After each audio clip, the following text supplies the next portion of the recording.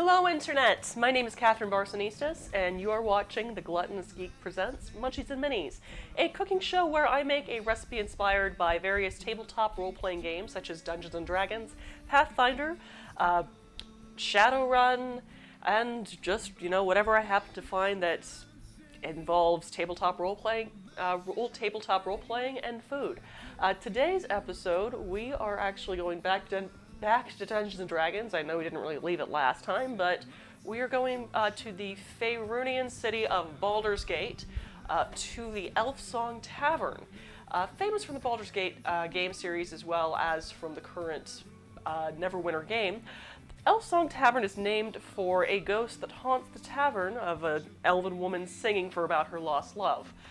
Food served, they serve pretty much every alcoholic beverage under the sun, but they are most famous for their Elfsong Tavern stew, which is made from all the leavings of cooking with ale that's gone soured, wine that has happened to turn a little bit, and apparently the sailors and sick just, live by it. They say that it'll cure all of your ailments, and it tastes effing delicious while you're eating it. So that's what we're making today.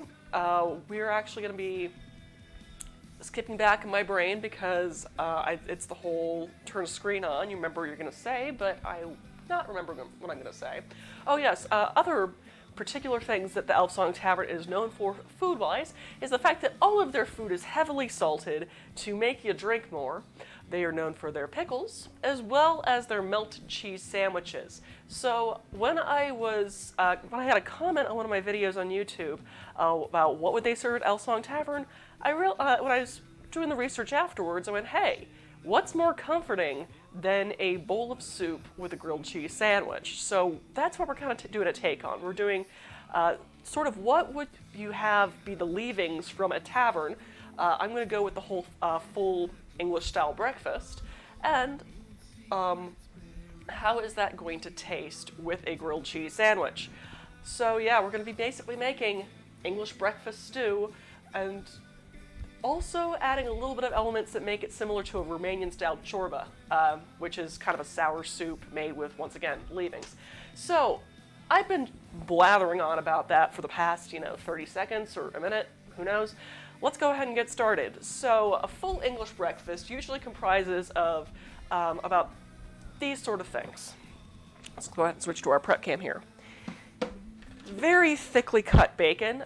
This particular style bacon is jowl bacon, or usually known in Italy as guanciale.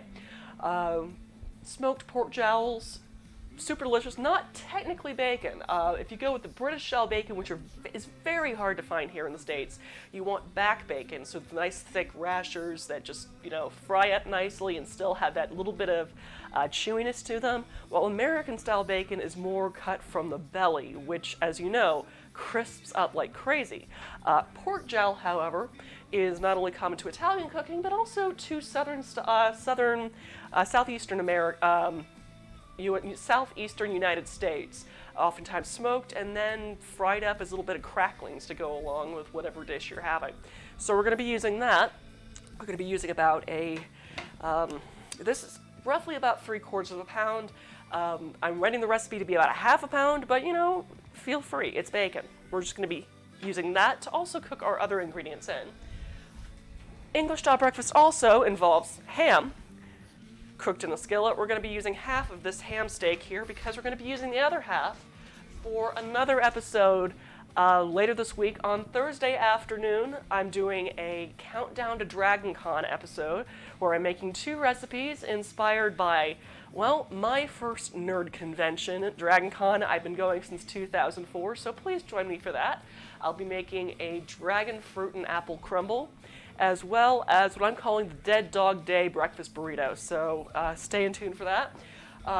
Also part of an traditional English breakfast. Tomatoes that have been fried in a skillet or on the grill. And let's see here, what else part of the English breakfast? Yes, here we go. Baked beans. Once again, this is more of an American-style baked bean rather than what you would find in England. In England, you're going to find more the Heinz brand of baked beans. Not as heavy in pork flavor as you would say, Bush's baked beans, but I have a Costco membership and it works for what we're doing. Hey Strike, how you doing? Yeah, we're making some stew and sandwiches, and since we're also doing leavings of cooking in our stew, because that's how it's sort of touted as, we're going to be using some carrot peelings, as well as bone broth, because the whole idea of bone broth, see, I can't do soups and stews during the summer. Well, that's okay. The autumn is coming up, and you'll have a recipe card for when it does come up. But yes, bone broth usually involves basically boiling bones until essentially all the collagen kind of comes out and really kind of introduces all those various nutrients and minerals and everything into the broth. Also, the reason why I'm doing this is that Elfsong Tavern stew is commonly known to the Faerunian world as being a restorative for if you're sick, since chicken broth is known as being an anti-inflammatory food, usually very helpful whenever you're sick. That's why the whole, chicken soup makes you feel better when you're sick. That's also why we're going to be using that, and considering that they have this stew essentially constantly simmering forever. I mean, I don't think they ever stop simmering the stew. I imagine whatever various animal bones they threw in there have pretty much long dissolved into nothingness at this point. So how is bone broth different from stock? It is, stock is where it's just, the bones made into a broth. While bone broth, it's pretty much concentrated down to the point where it's gelatin. Sometimes if you happen to boil it out more. But we're going to be using that as the main liquid for our 4-hour stew, as well as I said, they have brain. A lot of times they end up throwing out ale that has gone sour, or wine that has, dregs of a wine bottle. This is not completely uncommon, and also kind of similar to what you see with the Romanian-style chorba or borscht, where you see like a souring agent such as sauerkraut juice put into a soup to add that bit of tanginess, but also, it's good to have a little bit of fermented stuff in there for your digestion. So we're going to be using some malt vinegar, and if I run out of malt vinegar, then I'm going to be using beer. And we're also going to be using some wine as well. You would usually want to use dry wine. I only have Moscato on me right now, or a red wine vinegar, which I don't have right now. That's the thing about this kind of stew. You can be flexible a little bit with what you have. Also, since Baldur's Gate is a port city, and the fishermen usually swear by it, I imagine that they have fish and chips on the regular. However, what do you do when you take the bones out of those fish? Well, just throw them in the pot. So we're going to also be using some fish sauce to season our soup, not making the main part of our broth, just enough to be able to season and add a little bit more of a salt flavor to it, which there'll be a lot of anyway because of all the various smoked pork products we'll be using. So bone broth simmers longer? I believe so. Don't quote me on that. I have to look it up, but it usually does. Maybe this box will tell me. Let's see. Bone broth is crafted from slowly simmered premium quality chicken and bones, farm-grown vegetables, and our unique blend of seasonings for a richer depth of... It's got more collagen in it. I mean, stock usually is not necessarily as thick with the collagen from the bones breaking down, while bone broth is thicker. It has kind of a more whole flavor to it, and it's because of that rendered down collagen. It has I would say a thicker mouthfeel than what you're going to get with broth or stock. I mean, broth is kind of the difference between broth and stock is that broth involves the bones and the meat, while stock involves just the bones. Bone broth can involve both, but according to this box anyway, but you're only going to get like that thickness of collagen when you have it from bone broth. Right, I can go on and on about that all day if I had to go and look it up. So, let's go ahead and start prepping. So, we're gonna do a little bit of cutting and whatnot first, with cutting up and quartering our tomatoes. We're gonna do about, oh goodness, I think 2 of these? Yes, we're gonna do 2 of these and see how much we get. I might do more. Just gonna slice the top off of that.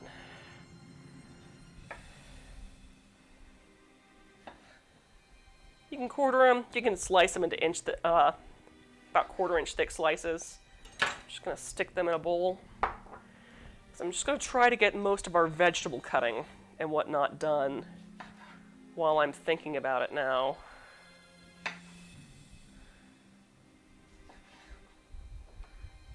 Because we're gonna be cooking this in the bacon fat as well. And that should be pretty tasty, I think.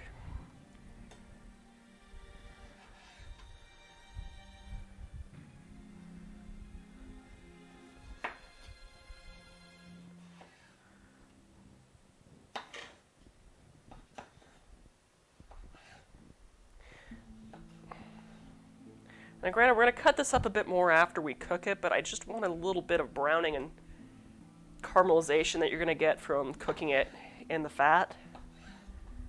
So there we go. We got our tomato sliced up.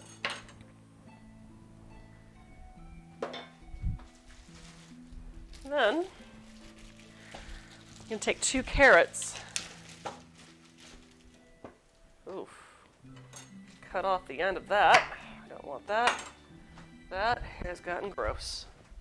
I only bought it like a week ago. What the hell? Okay.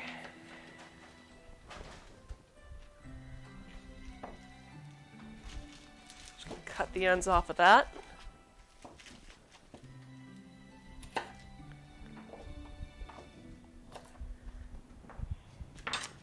And since the whole idea is that this is made from the leavings of cooking, we're going to make our carrots into carrot shavings, which we're then going to chop, just to make the texture a little bit more authentic,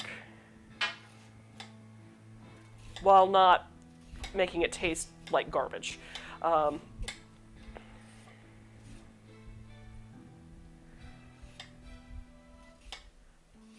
So I imagine they would at least try to make some stuff bite-sized before.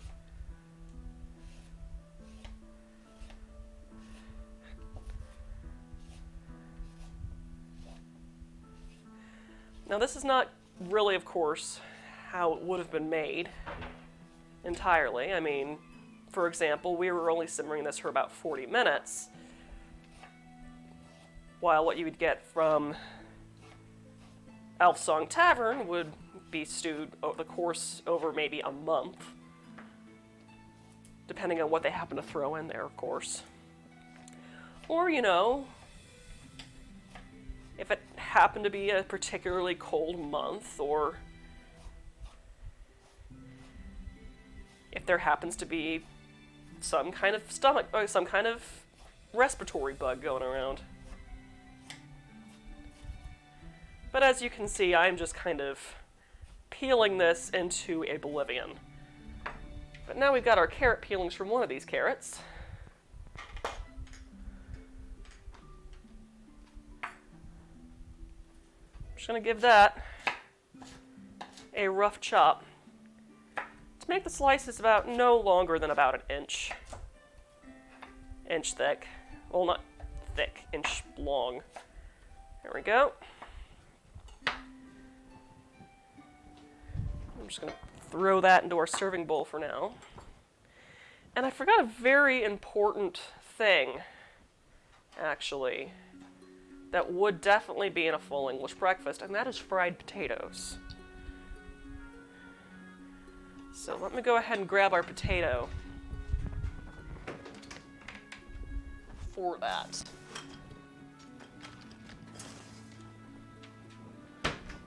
We're going to need about large but not huge russet potato. That's got a bit of dirt on it, so I'm just going to give that a quick rinse and dry.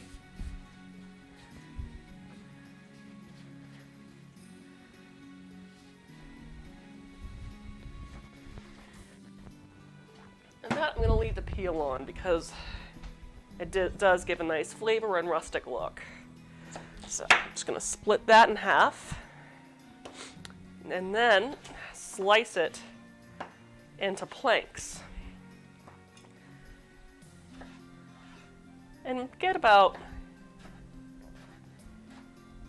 half-inch sized cubes there.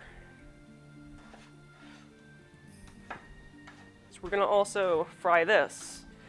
What am I kidding? We're going to fry practically everything in bacon fat. I really doubt you're complaining. Oh, goodness. But yeah, this should feed us pretty much, I would say, for the next week and a half, likely.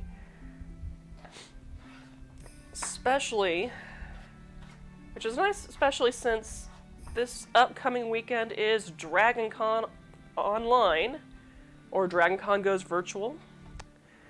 You can attend via a Roku app even.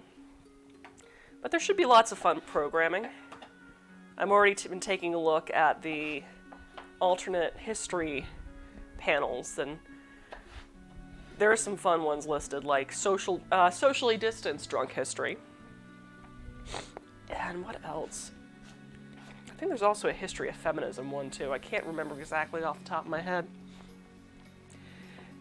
Let's see. I like this plan. I'm excited to be a part of it. Well, and that I'm watching. Yeah, you'll actually get to join us at Dragon Con this year.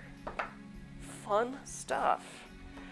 But for that, I am actually going to be streaming again on Thursday afternoon, I think around 3 p.m. Don't quote me on that. Just keep an eye out for the link,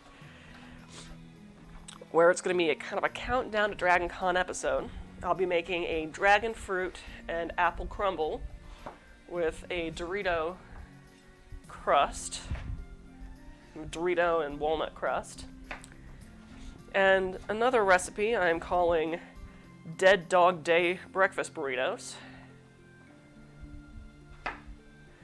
I made something similar to it on the blog when my first year, actually, back in 2015. But I'm doing a little bit of an update this year, mostly because I actually know how to scramble eggs properly this time. And also kind of updated a little bit more towards what also, might be available in the con suite.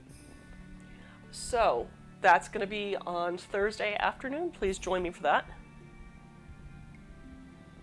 Maybe I can pull my husband away from work for a little bit to make a cocktail for that. Who knows? Unfortunately, I will not be making pie because pie is expensive to make, and I really need to finalize my own recipe for it. I have my friend's recipe from before she died, but I kind of want to do my own version, so we will not be doing that. Maybe next year. Maybe next year I'll do a week before Countdown to Dragon Con episode. Or the husband also says it takes time to mellow, which is true. I was kind of hoping, make some pie, and that way you can enjoy it for next year's Dragon Con when we actually are able to meet up together. But another time, perhaps. Maybe I'll do a halfway to Dragon Con episode.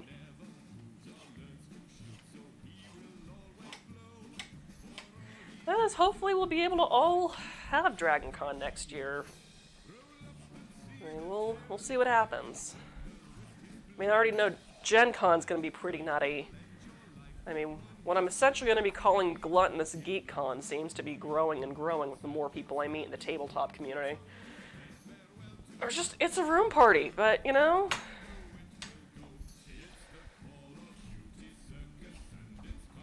this is going to be a really, really thick stew from the look of it. Okay.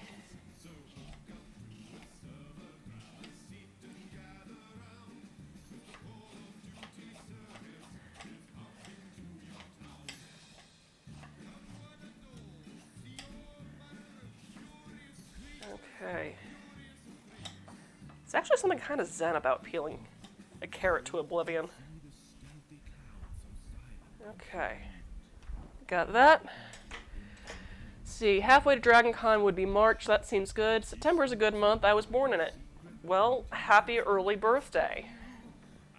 I will say happy birthday on the day once I actually look up what it is.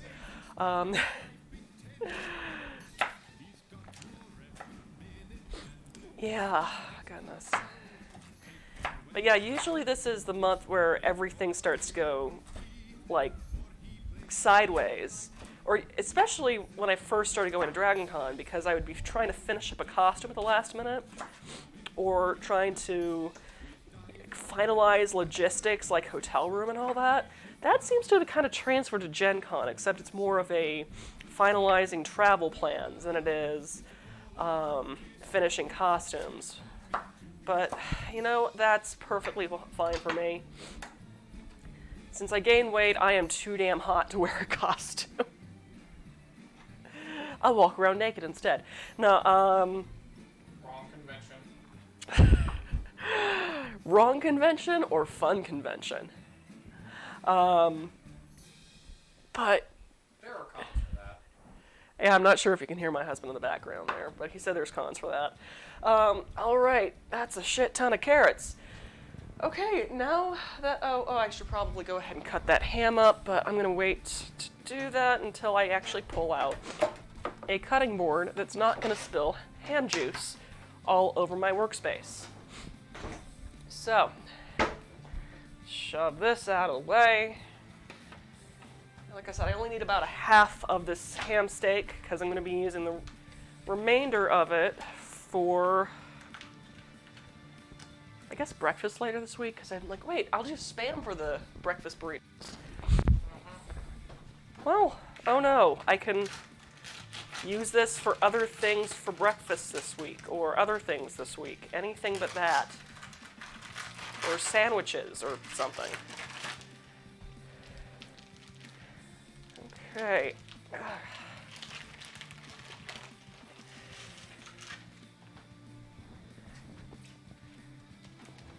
So that ham steak itself is about 1.5 pounds. So I'm going to use the half with the bone right here, because simmering that will add some nice extra flavor. But I'm going to cut that into manageable slices to fry.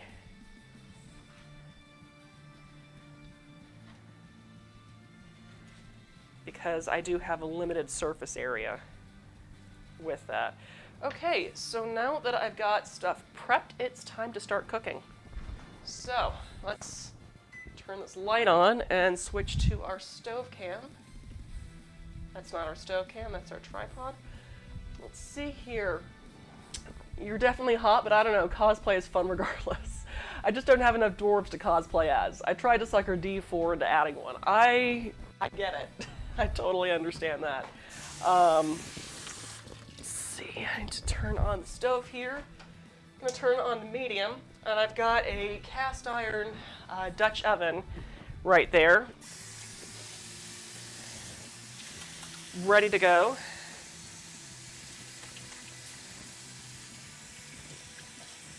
Just gonna wait for that to get hot because I need to cook some bacon up. But in the meantime, I'm just gonna go ahead and prep some other things. But yeah, goodness, when I first started doing cosplay outside of, going to Renaissance festivals, I guess my first costume was a sexy Scotswoman. My very first Dragon Con. My friend and I were huge Ren Fair fans and Celtic Music Band fans, and had gotten these plaid mini skirts and yarn hair falls, and yeah, that was the age of my self-worth is tied to how people are attracted to me. But we also thought it was funny as hell, especially since we were like hardcore flirting with the Brobdingnagian bards at the time. But my first cosplay made specifically for Dragon Con was the Julie Newmar version of Catwoman. It's like, I don't think I could pull off many other sorts of characters with my beard and my belly. You'd be surprised. I just can't think of any off the top of my head. You You do have to look it up a bit. I have to look it up now too because I'm no longer the shape that really goes along with a lot of female characters, especially since my face is slightly wider and my nose is pointier, so I can't really do screen accurate all that often. That's why my husband and I would do a lot of creative takes on things. Like, like I said, I did Julie Newmar Catwoman starting 2005 at Dragon Con. Then I did a cami, because my hair was down to here, and I would just braid it so it would be this long. I was also dating a guy who looked a little bit like, Vega from Street Fighter. We also did a Eris and Sephiroth cosplay. And, yeah, I've done Medieval Catwoman with my husband who does Medieval Batman. So yeah, we've done a number of things. Okay, gel bacon usually comes as a single piece. I'm going to show you real quick before I start cooking it. Gel bacon usually comes in a single piece. Since we cooked up some, and I was originally going to do some very just thick cut bacon, we went ahead and sliced all of them. Carter wants to show off his... Hi, I'm Medieval Batman. I love Medieval Catwoman. Dork. Mwah, mwah, mwah, mwah. Mwah. Okay. Happen to have the helmet. I know, we just happened to have the helmet nearby because some friends from Flipping the Table came over to visit about 2 weeks ago. So we had to show that off. But yeah, Eris and Sephiroth. Back when I was dating, he who should not be named. See, I think that, what's it called? Dutch oven should be nice and, oh yeah, that's nice and hot now. So I'm just gonna add 1/4 of this bacon. Start cooking.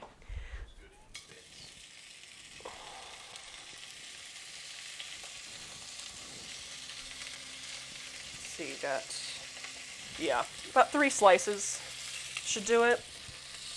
The goal is to not only cook it till it's crispy, but also to render down the fat some so I can cook these other ingredients in there. That way I'm also not wasting extra, butter or cooking oils or anything like that. And it kind of infuses the flavor in there rather nicely. So, hey, works out as a multifunction there.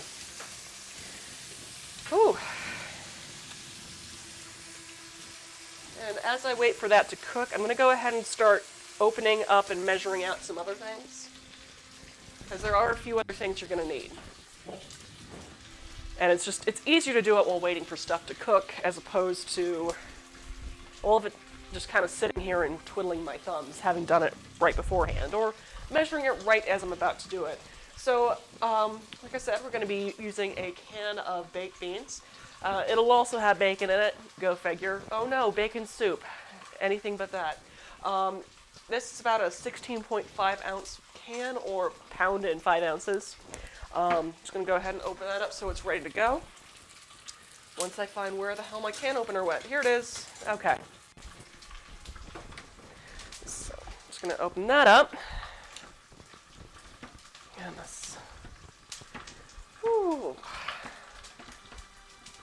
But yeah, I'm trying to keep on top of things. I mean, I was working on putting together all of the recipe cards for Patreon this month, and I mean, everything for the blog post recipes are cooked and shot. It's just making the cards. I got the Loot and Dagger smoked pork roast recipe card together, except for the image on it because I still need to edit the photo. But I also made barbecue sauce with the remaining ingredients. Recipe for it. I didn't actually make it, but just knowing what I know of barbecue sauces, it should work out rather nicely with the roast you make with it. Also, almost done with the potatoes and molasses one, and I've got some picnic sandwiches inspired by Untitled Goose Game. that's going to be the third blog post recipe for this month. And let's see, that's getting nice and crispy, so I'm just going to flip that over really quick.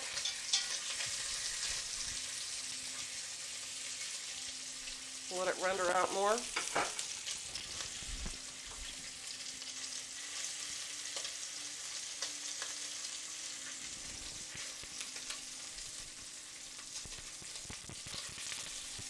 That's the thing about gel bacon, it is rendering out, which is going to make some nice cooking oil for what I'm about to throw in next. Let's see. That looks and sounds divine. Oh yeah. God, what else? Yeah, this is today's last Munchies and Minis recipe for the month of August. So I'm thinking that the countdown to DragonCon recipes are going to be a freebie for everybody on the blog. Well, everybody on the Patreon. Those recipes anyway. So look forward to that, no matter what level you are on Patreon. And yeah, I need to figure out what I'm going to do next week. I haven't decided yet, but I've got a whole week to figure it out. I think also because I've got ultimately 5 weeks on September, so we should make it work. But yeah, as I was saying, this month tends to be the craziest for me, because first I've got DragonCon, then it's usually when a lot of friends want to start hanging out, because it starts kind of cooling down a little bit. And while I don't always go to Anime Weekend Atlanta, sometimes if a friend's going, I try to meet up with them. And it's interesting, how much I do simply because of FOMO. And my kitchen's getting smoky, so I really need to get that fan on, guys. See, that is still rendering some.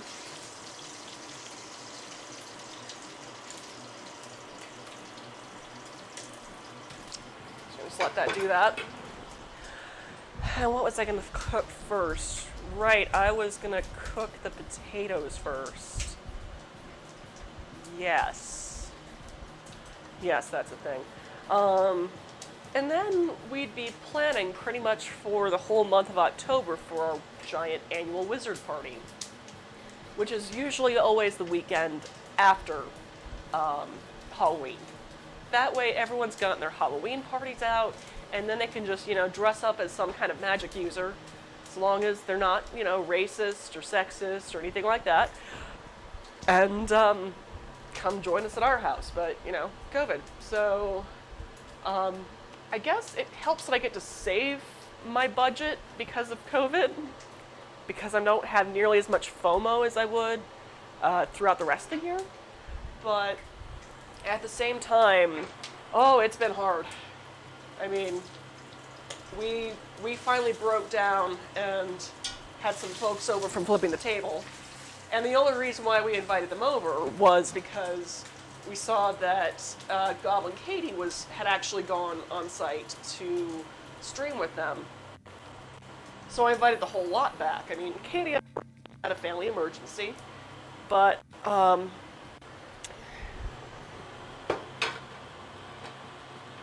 we figured, if they felt safe enough to have everyone, come in and hang out, we thought it would probably be safe enough for them to come and hang out with us. So there you go. All right, so I've got my potatoes next. I'm just going to go ahead and load that onto this so I don't have to use an extra dish.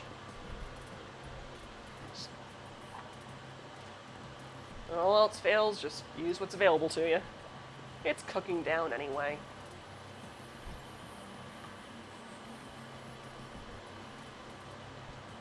All right. So I'm just going to now add this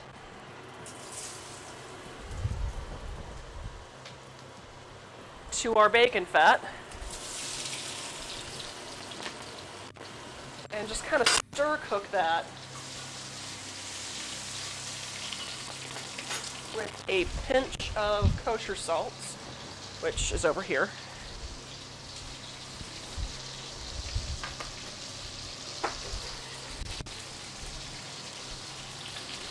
Because the whole idea is that, you know, after someone's not been able to finish their full English breakfast, that they can just throw the leftovers into the pot. It's going to boil for days. It's not going to kill anybody.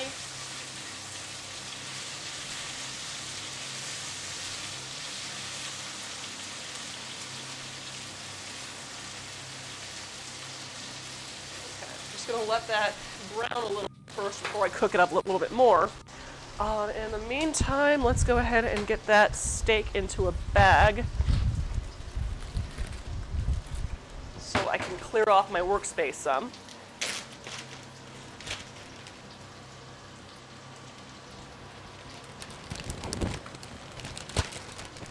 It's fully cooked.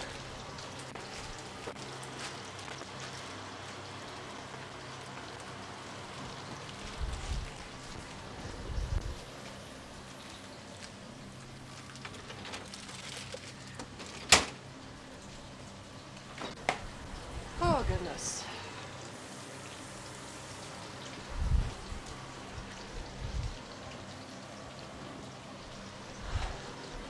All right, what else do I need? I guess I can use this too or I could just dry the potatoes on that paper towel lined plate. Yeah, I think that'll work. Okay. How are we looking?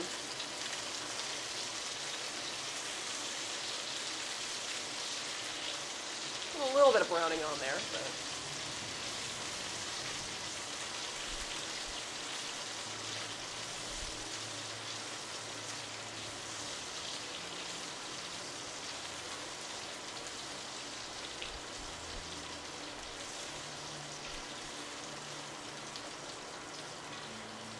they're smelling fantastic, I can tell you that.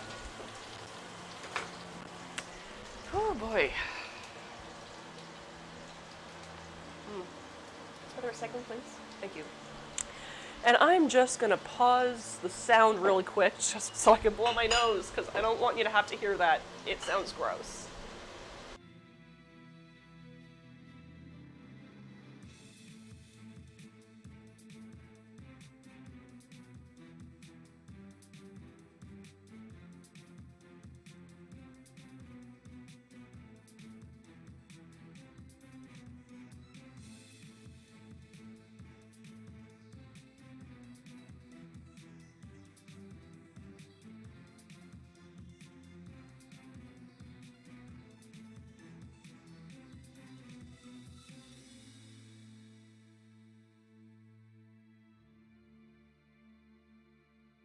All right. Hey, Chiptune Brony, how you doing? I'm doing okay. I'm just making some Elfsong Tavern stew and melted cheese sandwiches, or as I'm liking to call them right now, English breakfast stew with grilled cheese.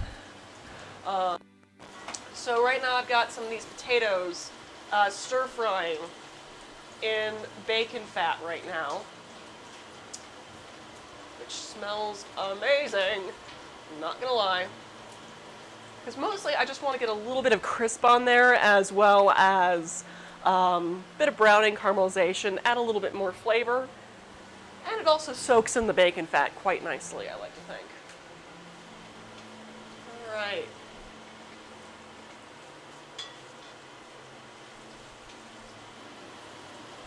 They smell fantastic, but I want them to get a little bit crispier before I take them out. Hi, Ginger. How are you doing, princess? Come here, silly girl. Oh, my goodness. Scoops. Scoops. And boops. Let's see. Chiptune Brony says, when do you plan to make the meatloaf sandwiches with bacon, cheese, and peanut butter since you mentioned it months ago? I have no idea. I mean, my husband and I are looking at going on kind of a weekend camping trip. I want to say next month. So that might be a good... That actually might make a decent trail snack. Trail, like if I make it ahead of time, refrigerate it, and then send you with it when you go on your overnight hike. Maybe? For launching the hike, perhaps. Yeah. I mean, luckily, you know, without mayonnaise or anything like that, it shouldn't give you food poisoning. It's my pretty girl. Okay, pretty girl. There you go. Yeah. In that way, I can also, you know, when I do a final photo of it, I can also kind of take pictures of it, like, right by the trail or something. That could be pretty fun. Because it is, from the book it's from, Cat versus Dog. It's the trail snack that well, the lunch that the dog family packs. There we go. Let's see. I think while I'm on my hike and you're at base camp would be a perfect time for a campfire recipe. Oh yeah. Well, I was thinking of kind of testing out a recipe or two. Kind of a cookbook idea that I have.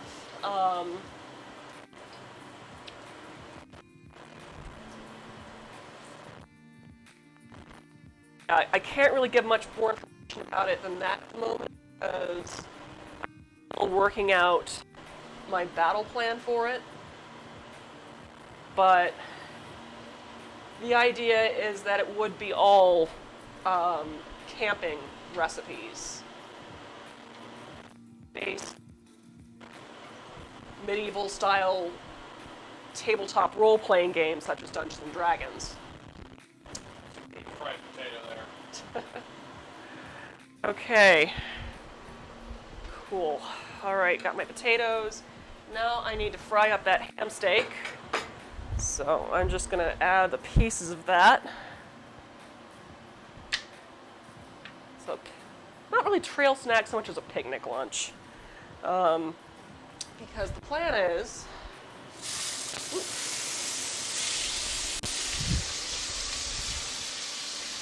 The plan is for me to basically relax, read books, maybe cook on the campfire a little bit.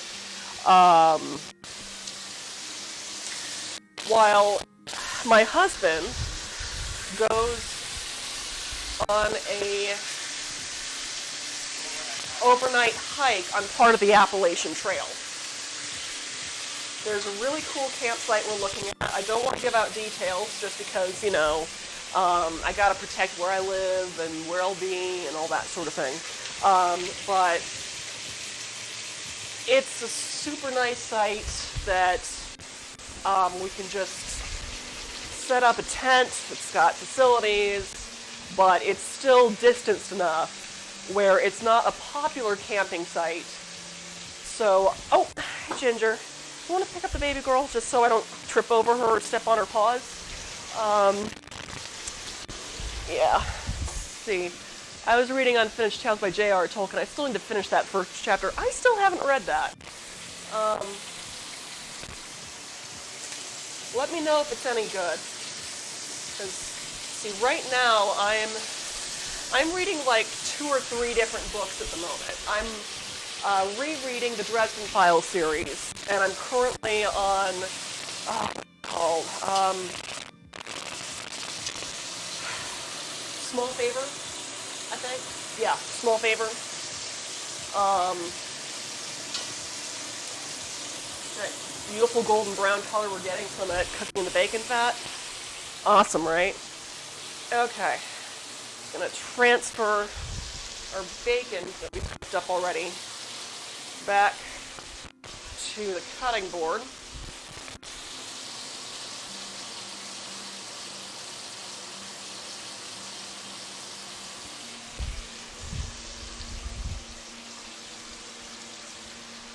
Let's see here. You know what would make great music for reading the Silmarillion? Let me get back. Well, I know that you are a member of my Patreon currently, and if you go to the archive post, which has links to the, what's it called, the Lord of the Rings recipe cards, I'm not entirely sure if I have the playlist linked, so I think I do.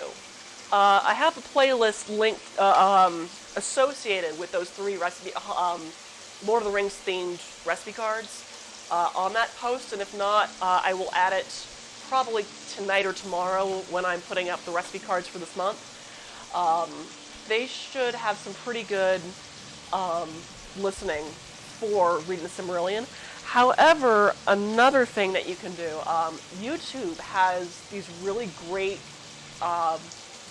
videos where it's like about 3 hours of this gorgeous scene out of a movie. Like they take a background and they animate it while having music from the film kind of seamlessly straight playing along with it.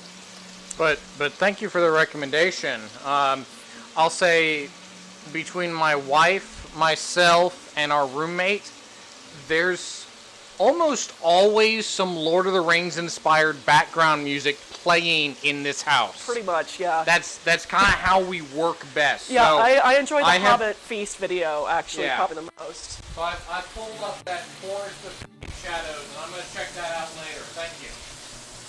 See, okay, it looks like our ham is nice and fried up, so I'm just going to add that. Alright.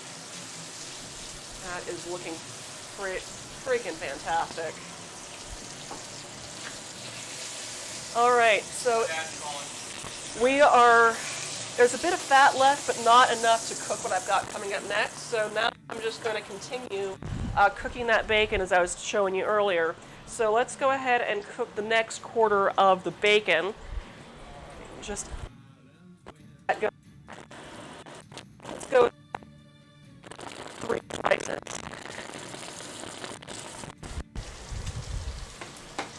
And getting that going. But yeah, like I said, rereading the Dresden Files series. I'm also, goodness, there's a book I think that everyone would probably enjoy. I mean, it is geared a little bit more towards YA and adults, but it's called Gods of Jade and Shadow. And it's really, the writing is beautifully done. It takes place in the 1920s in Mexico, where a young woman finds a locked up chest in her grandfather's house, and inside is the trapped death god, a trapped Mayan death god. And she has to go on this journey to basically reclaim the parts of himself so she can live, and also so he can return to his kingdom. And it's a beautifully written book. I highly recommend it. It's fantastic. I want to say the way they present Mayan mythology is just gorgeous, and highly recommend. Hello, Alianime911. Nice to meet you. Thanks for coming to the chat. I am making what I'm calling Elfsong Tavern stew and sandwiches, where it's essentially kind of an English breakfast stew, served with grilled cheese. Right now, we're kind of building up and frying all of our proteins and stuff before we start stewing things.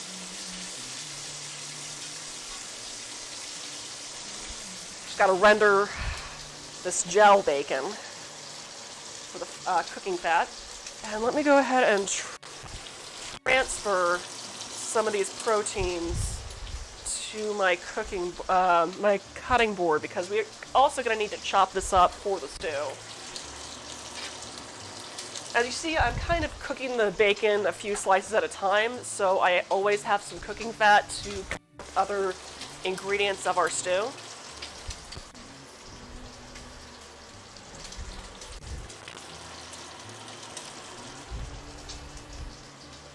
There we are. Let me just check on our bacon really quick here to see how we're doing. Just gonna let that render a bit more.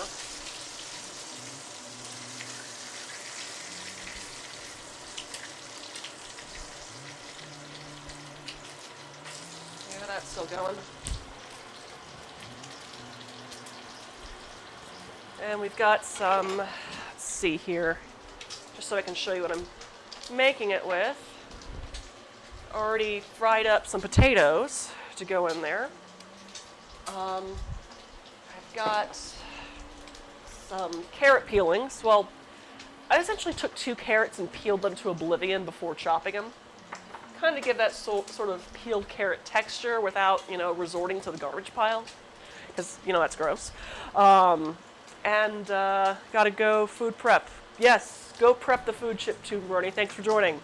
I also cut up some tomatoes because often part of an English breakfast involves fried or grilled tomatoes. And I've also got some beans. Oh, let's see, where did my... It's like, is it a heart attack on wheels? Kinda, yeah. That would actually seem pretty accurate. Let's see here. Switch that back.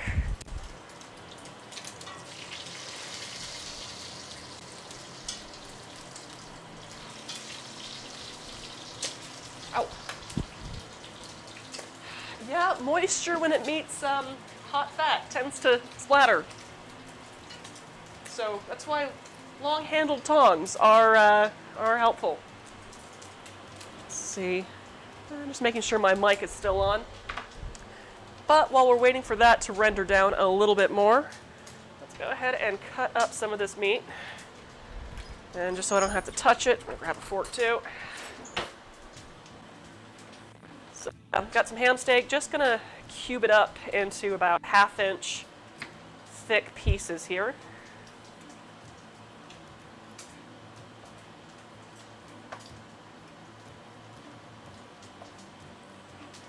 Yeah, I'll probably go a little smaller.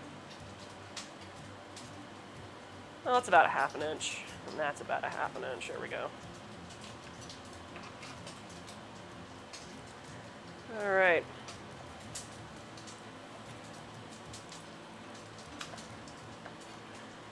And this is all going on in at the same time, so I'm not so worried about the bacon and ham mixing up as long as they're both cooked. And granted, this is going to be simmered for a while, so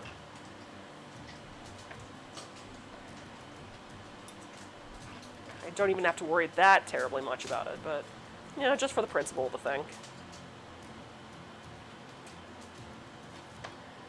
Okay. I should check that bacon, because it sounds like it's kind of slowing down on the splattering. Oh, that's a lot of bacon fat.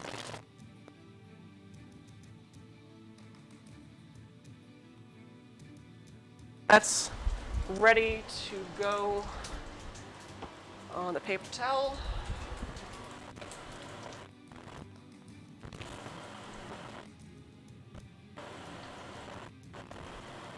There we go. Just gonna let that drain some. Next up, let's see, I need to brown the tomatoes, and this is, I'm not looking forward to this because tomatoes have a lot of moisture in them, and it's gonna start splattering like crazy with that bacon fat, but, woo, there we go. At least it's good that we have tall sides on a Dutch oven. That's why it's actually better that you use a Dutch oven rather than a skillet for this. That way you don't have it splattering all over your arms when you toss it in. So, just gonna give that. Whew. And though admittedly, the nice thing about it is that it kind of helps to glaze that cast iron a little bit, get all those little brown and black bits up.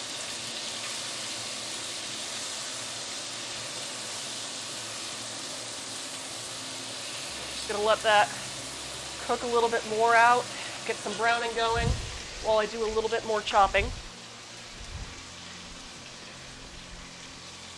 And that way I can also keep an eye on it while I do some cutting here.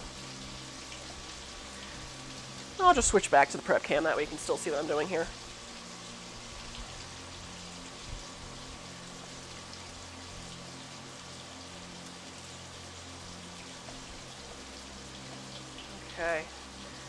I'm just going to shove that onto this lid.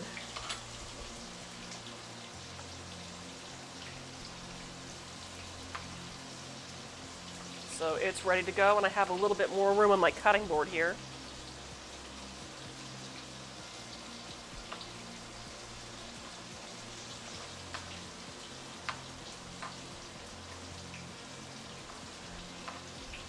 Now, the recipe card I'm going to make for this will say 6 to 8 people, though it's probably going to be able to feed more around 10, 8 to 10. But that's okay, it really depends on how hungry you are, as well as how much leftovers you want for the rest of the week, because Lord knows, after you run a huge game and do a big cooking project, the last thing you want to do is cook for the rest of the week. However, you can just throw this pot right back on the stovetop, bring it to a simmer again to reheat, and then it's good to go for another meal. That's also the nice thing about this recipe too, because the way I'm writing it is so that you can make yourself an extra grilled cheese sandwich without having to, make all of them all in one go. It's like you need this much for each sandwich. Now you have leftover materials. If you're only, living with by yourself, it takes a lot less effort to make yourself a grilled cheese sandwich than it does to make a whole other pot of stew. So, keep that in mind. Alright, I'm just going to check on those tomatoes because I think we're probably either good to stir or good to remove at this point. Oh yeah, that is looking gorgeous. Heck yeah. Alright, let's go ahead and get that out there.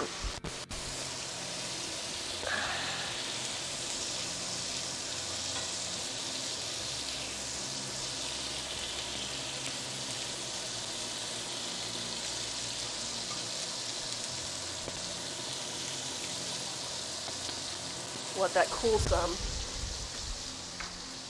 And oh goodness, I have a little bit more bacon left, so let's go ahead and get that cooked.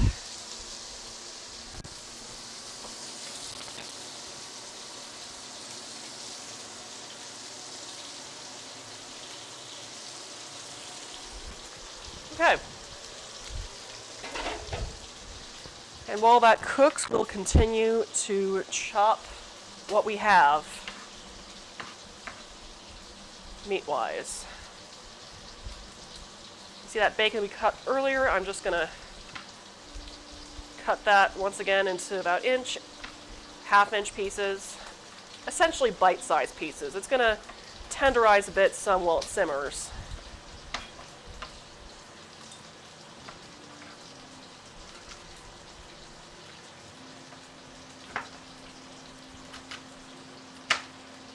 There we go.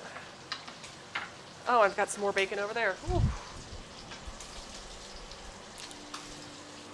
Bring that over here.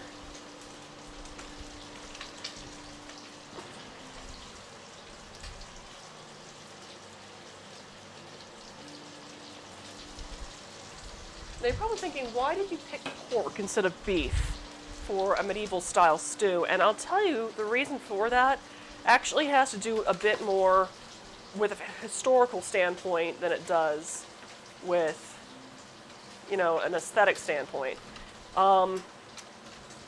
Thing is, if I were to go full historic, it would just be mostly a bean stew with some, maybe a ham hock in it. And quite frankly, I already have a recipe for that. It's called Long Rest Stew. I've got it on my blog and also in my Patreon, my recipe cards in the Patreon archive for Munchies and Minis recipes.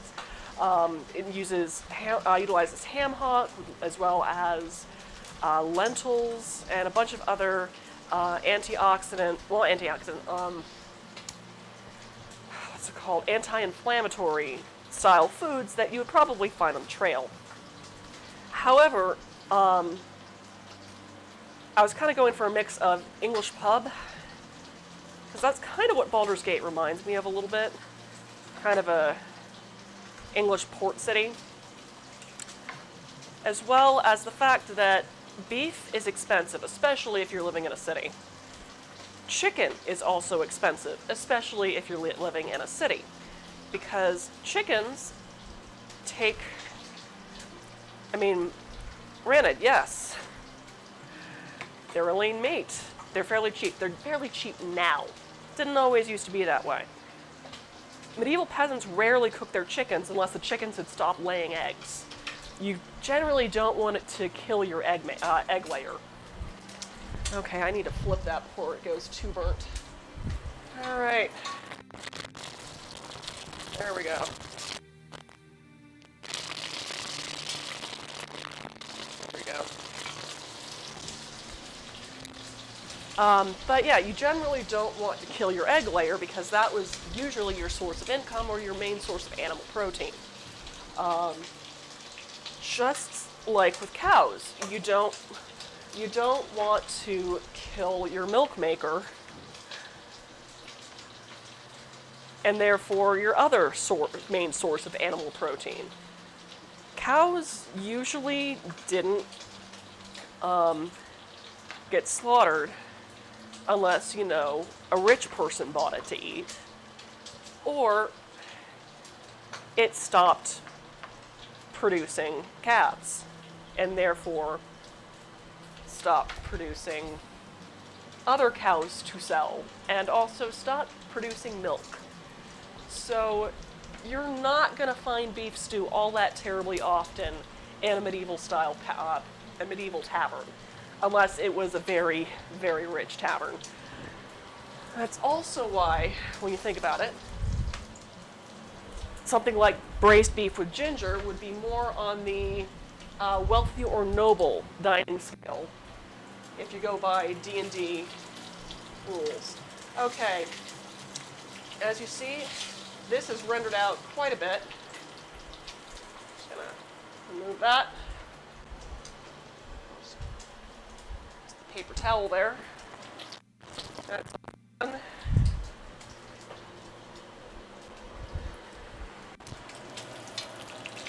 I'm going to render out just a little bit more. So, however, pigs, they weren't really a annual producer so much. Well, I mean, they weren't a regular producer like chickens or cows. Like, you wouldn't really drink pig milk. They can't lay eggs. However, pigs often would often have a large litter of piglets. So it would make sense to raise your pig, have your pig have piglets, fatten up said pig, slaughter said pig later in the season, salt the hell out of that pork, and let me tell you, one pig yields a ton of meat. And that's what peasants would usually do in the winter. They would salt their pork, they would put it in the larder, and basically survive off of that over the winter when a lot of the stuff would not be in season. Well, vegetables and whatnot would not be in season. That's why you have a lot of various heavy dishes like potatoes and turnips and pork, and a lot of that stuff associated with fall and winter months, because that is what was usually available and would usually last all winter long.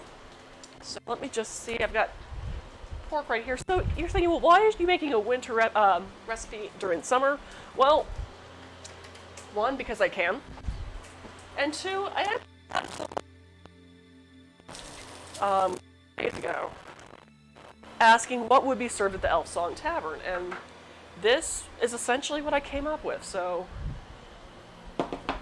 that, and by the time you would probably get this recipe, well, if you're my Patreon or Ko-Fi, you would be getting this recipe pretty much over the next couple of days. If you're not, however, I've got a bit of a backlog because I'm essentially producing 6 recipes a month. It's during a pandemic, and I now work a full-time job. So you might not actually see this video posted on the blog. It's posted. It'll be on my Twitch, but it won't actually be posted on the blog until a couple episodes later. So, unless you're that patient, you get it. So, okay, I've got my bacon fat. Just gonna lower the heat just a little bit because that's really hot right now. It's basically steaming. I am going to take all those carrot shavings here and go ahead and throw them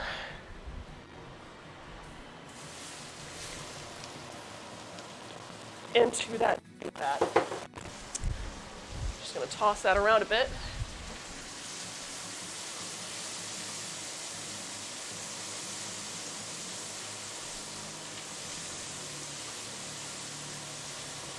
With a pinch of kosher salt, even though there's a lot of salt on that bacon. This helps kind of soften it. And what else did I write down? Hey, Wicker Me, 1312. The ceiling is up, but I'm currently cooking Elfsong Tavern stew, or what I'm liking to call English breakfast stew, with some grilled cheese sandwiches. So I'm about to put all the ingredients I just browned into the pot to start simmering. And we're in luck today because my husband has offered to demonstrate how to properly prepare absinthe for drinking. So as soon as I get everything in there. Next up, well, as I'm waiting for those carrots to soften, there's just a few other things that I need to measure out. And I did mention this earlier, but I'm now actually going to make sure I'm getting all those carrots in there. Those are softening up a lot quickly than I thought. Okay.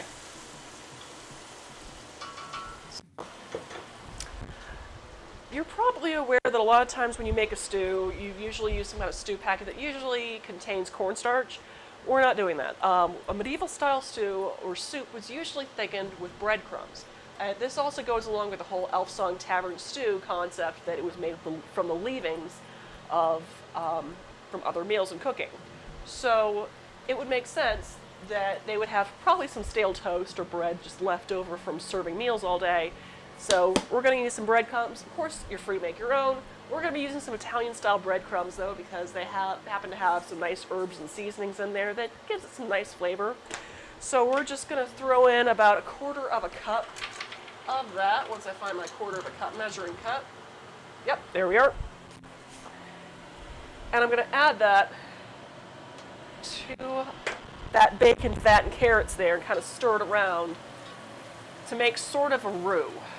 Just going to cook that for about a minute, let it brown up a bit.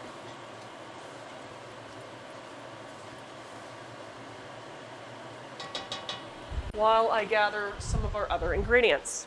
So, with all this, you're probably wondering what we're going to be using as, as broth, as the liquid part of our stew. We're going to be using bone broth, some chicken bone broth, because the stew in the Forgotten Realms series is known to be kind of a curative. Like, the whole chicken soup that you would drink whenever you're sick. Bone broth is incredibly healthy. Contains collagen, which is, good for your skin and all that, because it kind of helps plump everything back up. Good for your pretty much everything in your system, as long as it happens to have various nutrients and all that. So we're going to be using that, and also considering that this stew is made by basically constantly simmering something. You get it. So we're just going to pour in that quart of chicken bone broth to also kind of help to glaze the bottom of the pot.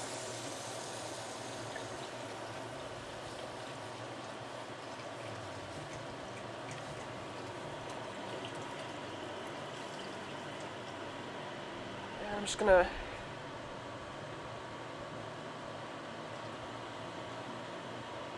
scrape up the bottom bits a little bit. Next up, since the average English breakfast also uses baked beans, we got a 16.5 ounce can of Bush's baked beans here. Also gonna throw that in.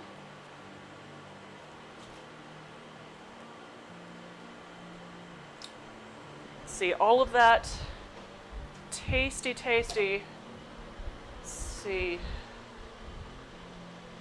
pork and bacon that we cooked up earlier. And I just have that little bit of bacon left to chop up. So while I'm waiting on that, while I'm doing that, I'm going to go ahead and throw our potatoes in that we had cooked earlier in our bacon fat. as well as the tomatoes that we also cooked up in the bacon fat.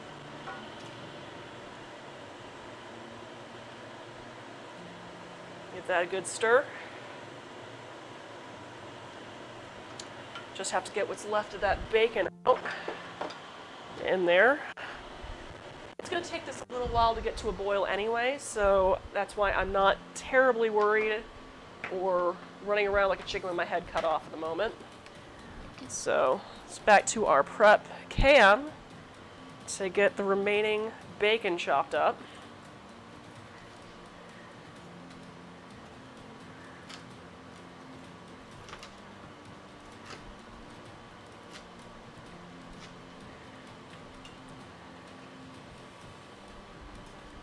And for those who are just joining us, this is jowl bacon, also known as guanciale for, Italian cooking, or also known in a lot of southeastern United States cuisine, made with, pig cheeks.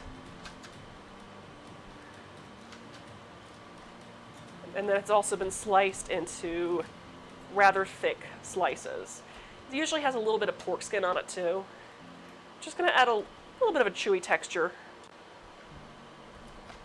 but also should render down nicely in this pot. And I'm also going to throw this bone in there, which I'm going to fish out before I serve the soup, because there's a lot of flavor in that bone right there that I want incorporated in our stew. So let's go back there.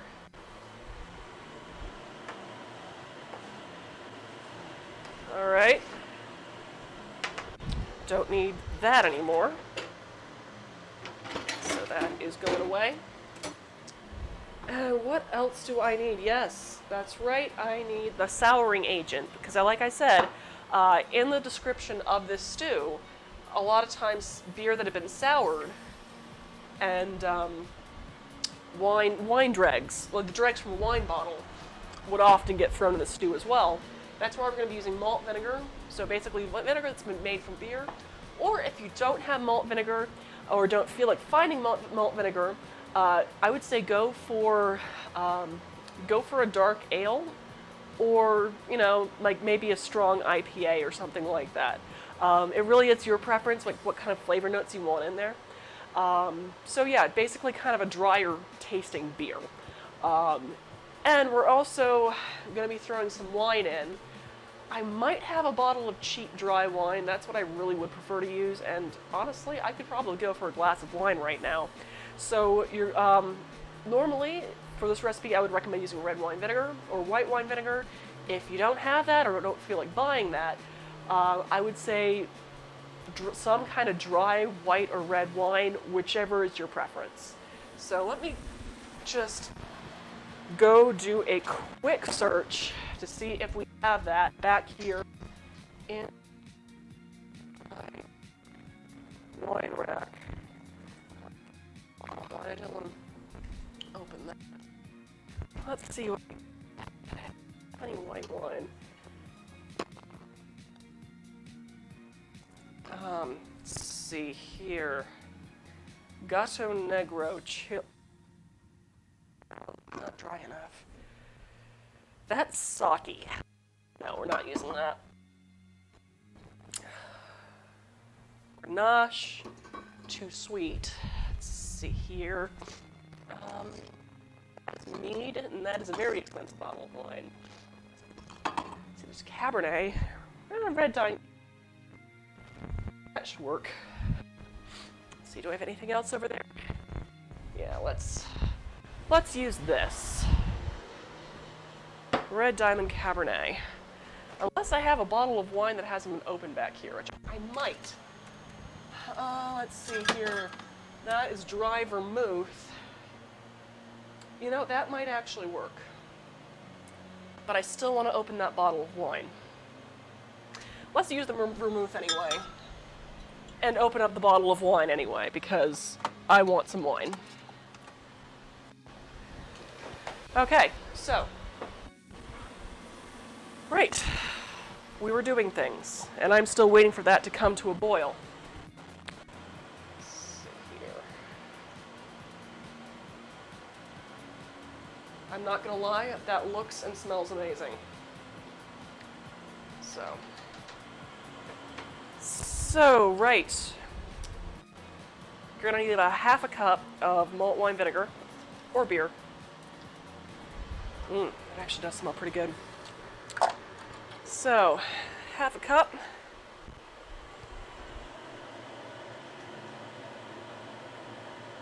There we go. And they would probably have malt vinegar around if it happens to be an English-style pub serving fish and chips. So, there you go. And next, let's add this open. Where did my thingy go? Aha! Thingy.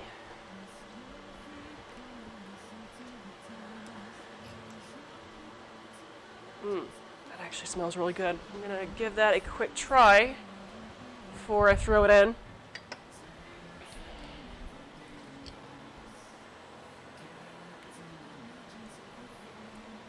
Ooh. I really like that. But we are putting it in the stew. So it says extra dry in the bottle, but it's actually kind of sweet. So throw that in there as well. And we just need to bring that to a boil.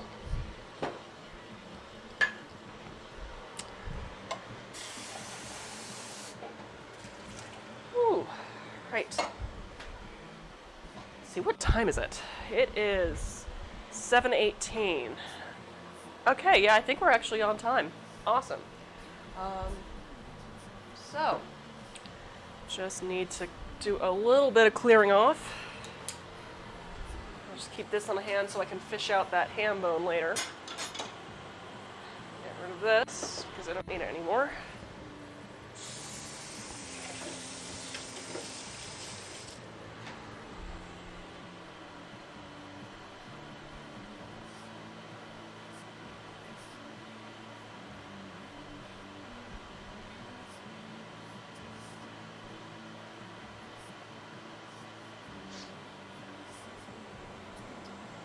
Alright, let's see, what did I write next? And I said that I was going to add a cup of water or two, but I actually don't think we're going to need it. I mean, I will admit, when I wrote this recipe, I wasn't entirely sure how it was going to fill the pot, but I think it's kind of fine on its own. I don't think I'm going to need any extra liquid beyond that. I might later when it reduces down some. Actually, let me go ahead and give it a taste. Everything is cooked, so I'm not going to get sick.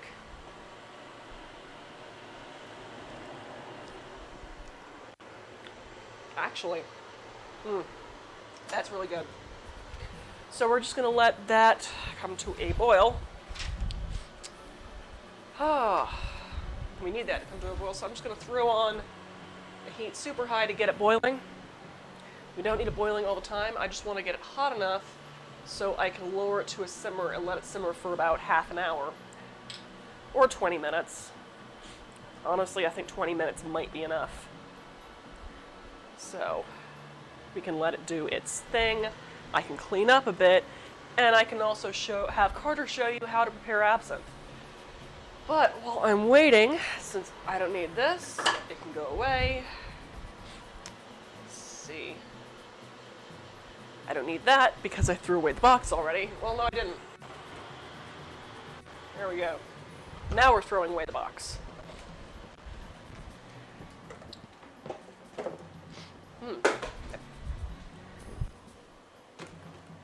Stay. Okay. All right, we are getting close there. Pour myself another glass of vermouth. I know I said I was going to drink wine, but you know what? This is kind of tasty. I like it. So, let's see. The tomatoes can go in here. Oh.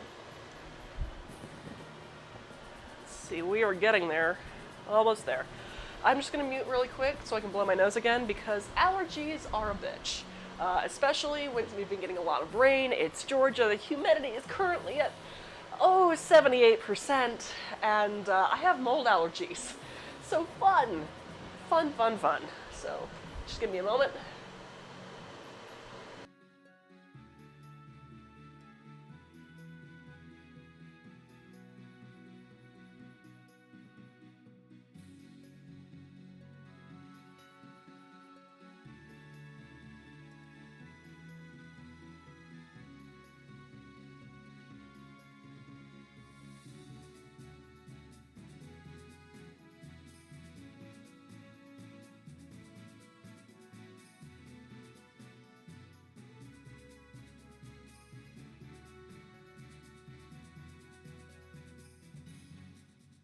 Alright, and we are back sound-wise. So as we can see, the soup is starting to boil.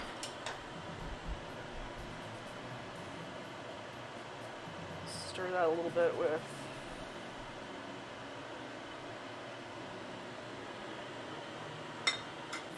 ladle. You're getting there. I'm just going to adjust the pot some so it sits a little bit more evenly on our stovetop here. Oh boy. I'm not gonna lie, that looks good. So, we are getting there. And I should get my oven mitts out so I can move it to a different bar because we, in fact, well, nah, I'm not gonna need to move yet. Yeah, because we're going to need the stovetop, that burner especially, to cook our melted cheese sandwiches in a little bit. But since it's going to take a while for that stew to cool down after we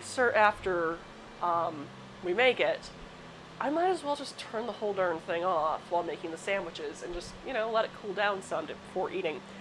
So, yeah, it looks like we are at a boil right now, so I'm just going to cover that mess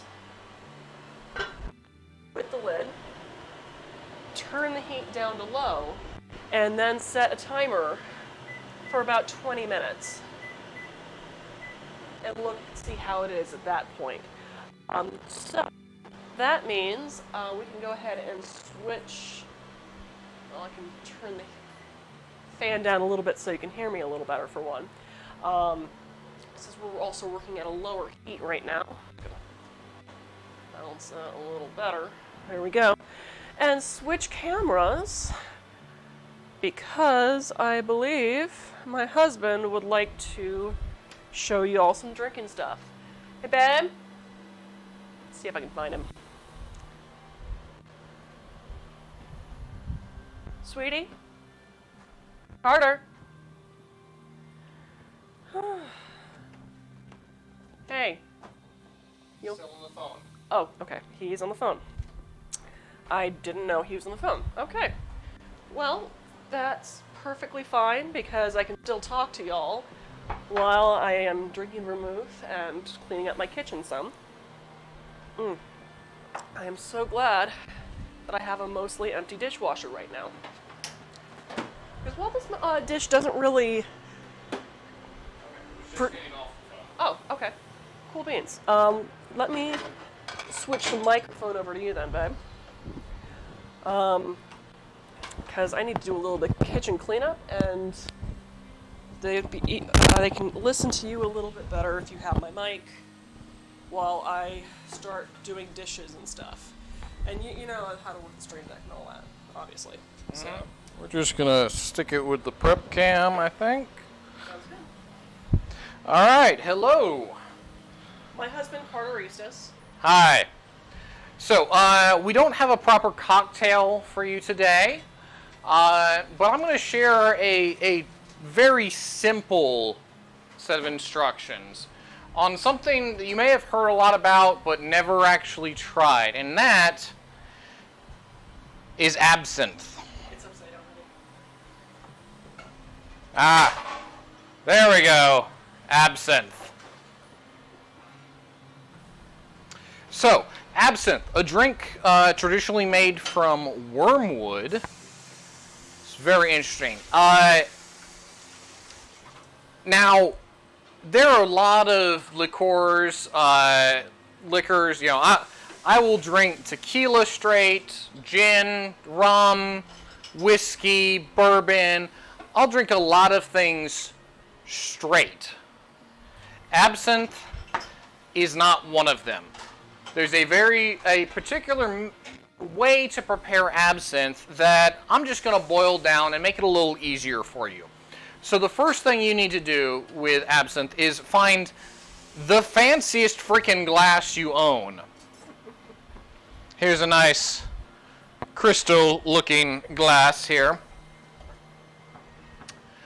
And we're going to take a shot glass, which is equal to about 1 ounce of absinthe.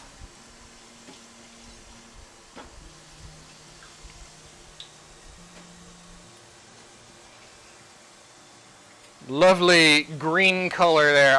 I do love the color of absinthe more than anything else about it. And we're just going to do that 1 ounce of absinthe there. And then all you need is a slotted spoon to help create this. Now, there are traditional absinthe spoons. They're typically flatter. They stretch across the glass. You know, this spoon is not balanced to rest upon a glass. It wants to fall off. It's usually used for green beans. But you're going to take that slotted spoon and you're going to take a single sugar cube. Place it on the spoon. Now, your typical absinthe drink, just the basics, is going to be about 1 part absinthe to 3 parts water. You take nice cold water, and we're just going to do it with our very basic shot glass here. And you are going to, as slowly as you can,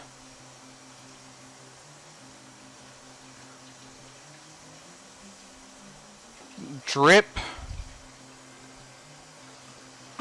the water over your sugar cube. Now, if you are fortunate enough to have an absinthe fountain, that's really what it does. The absinthe fountain is not for the absinthe itself.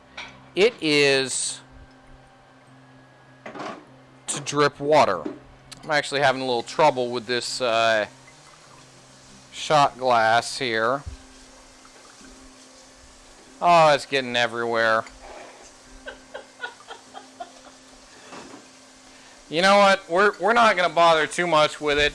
This is super quick and simple. We've lost a bit of water. Oh no.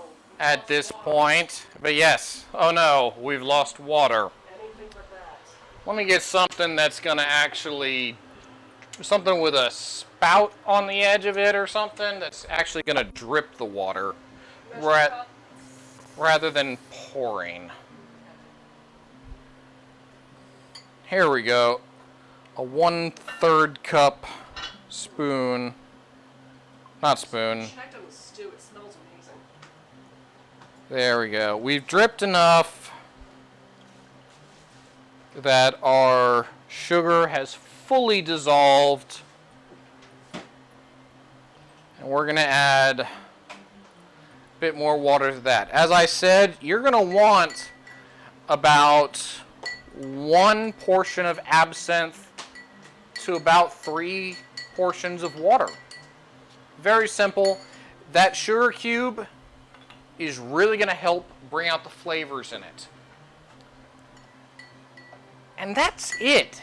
It's actually super simple to set up an absinthe drink. And in fact, in some ways, I kind of think the simplicity of it has kind of brought about the whole absinthe culture and mythology. There are gadgets for absinthe. There are specific spoons. There are fountains that just slowly drip water onto that cube. But honestly, once the cube is dissolved, it's basically all the same. You could do this as a very quick thing.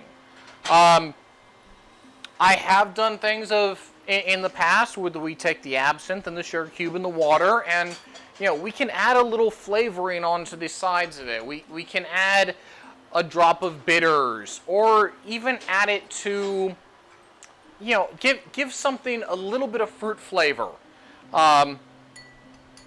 Absinthe has a very heavy licorice flavor to it. So perhaps something a little fruity. Let's see here. I'm going to take my tiny little shot glass here. And we've got these flavorings. Well, I'll tell you what, we use these all the time in our household. So these are these little... We're cheap. It works.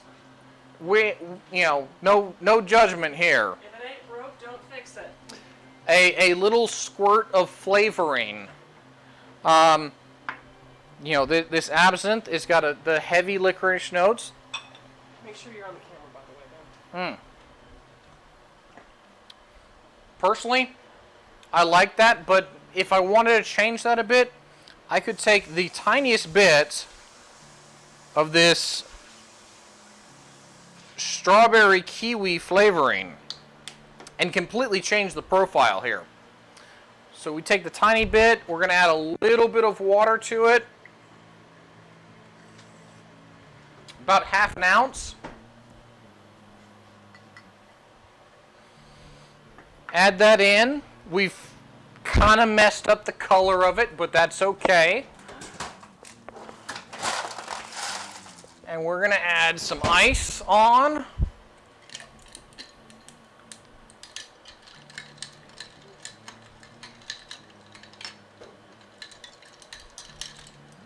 And give that a stir. Now, again, we've messed up the color.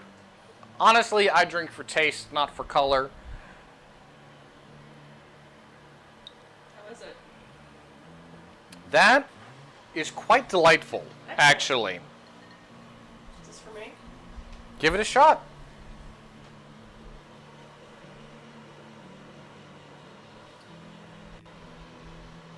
It's smooth. I like it. But I would actually add a bit more ice to chill it down a little bit more, because it is kind of room temperature at the moment. Absinthe is actually, the one thing I forgot, absinthe is actually best over ice. Yeah, or even shake it with ice. And I would say probably a wee bit of citrus. So we've got some lemon juice, and I think we also have limes. Well, let's do a tiny bit of lemon juice in that. Just the... I mean, I tend to like my stuff a little bit more on the sour side, personally. Mostly, I don't know, I'm just used to it, especially with my dad's style of cooking. I mean, for example, the soup that we just made does incorporate both the dry vermouth as well as malt vinegar. Usually kind of a souring agent, though what you would normally see in, like I said, a Romanian-style chorba is like sauerkraut juice.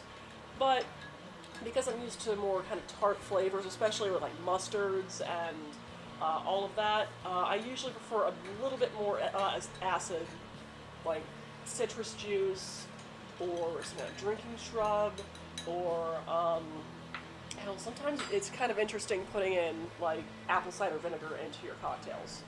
I know it sounds weird, but don't knock it till you try it. So let's see how this turned out. That is actually really nice there. Yeah. So the licorice flavor is more of an undertone. Obviously, if you like licorice, the traditional preparation of absinthe absinthe, water, a sugar cube is the way to go. But here we've added some extra flavoring, a little lemon juice, and a little more water to the mix that has helped dilute that down and push it down a bit lower.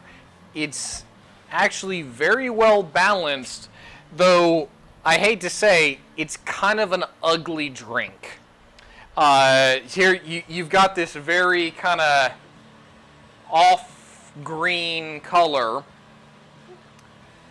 but I will totally drink this. It looks like a margarita. A little, it looks like a dull margarita. Part of that's probably just the artificial coloring in this strawberry kiwi drink. You add red food coloring to a green drink, you kind of end up with a bit of a brown. But all in all, I enjoy it.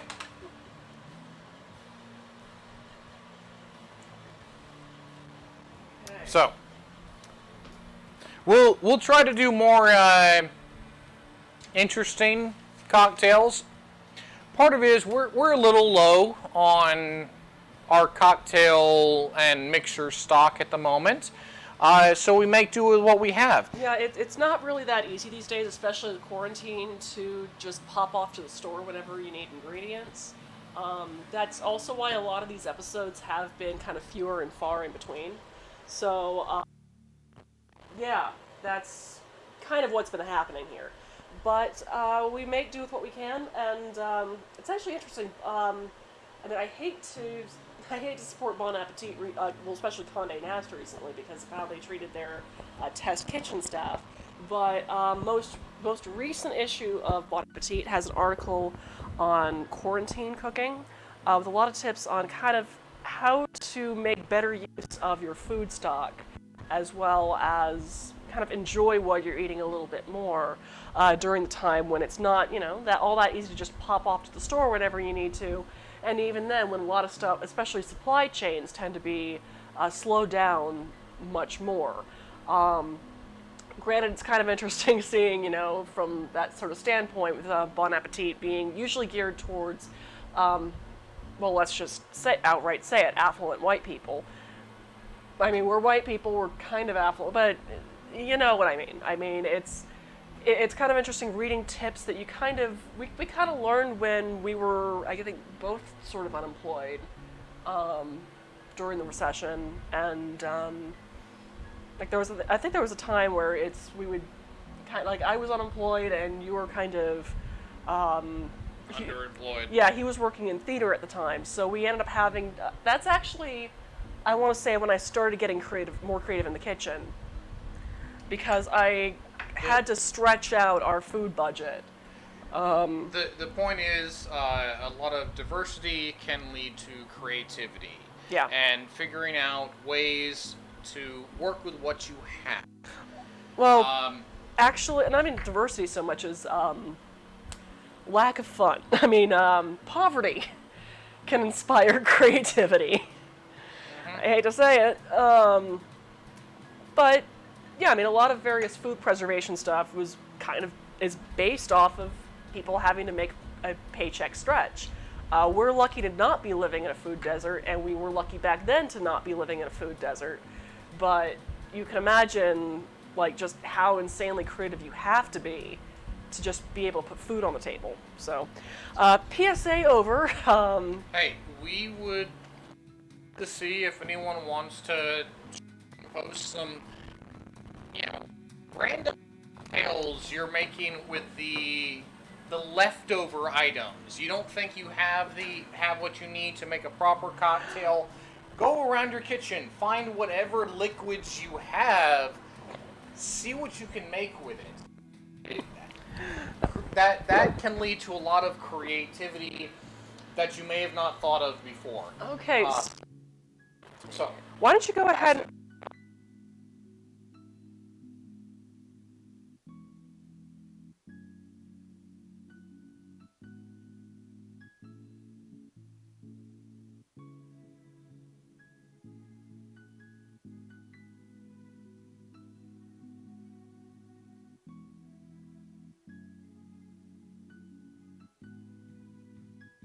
I don't mind.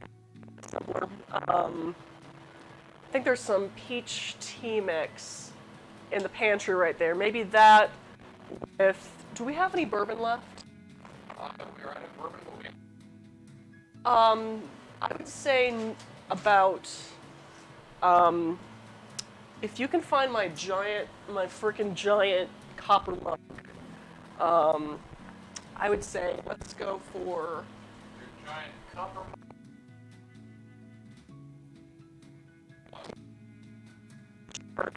Be down there. That.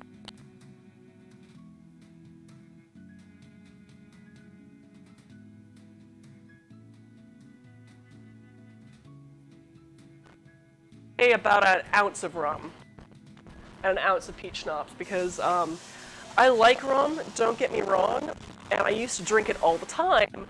Something with my system now actually, so it's like, you know how some people feel like their stomach is garbage after drinking vodka or tequila? That's how my stomach feels with rum that would normally make someone feel slightly toasty. So yeah, while you're doing that, I'm just going to gather together my other ingredients for this next part of the recipe. Which, Right, perfect timing. Some peach tea mix on top of ice.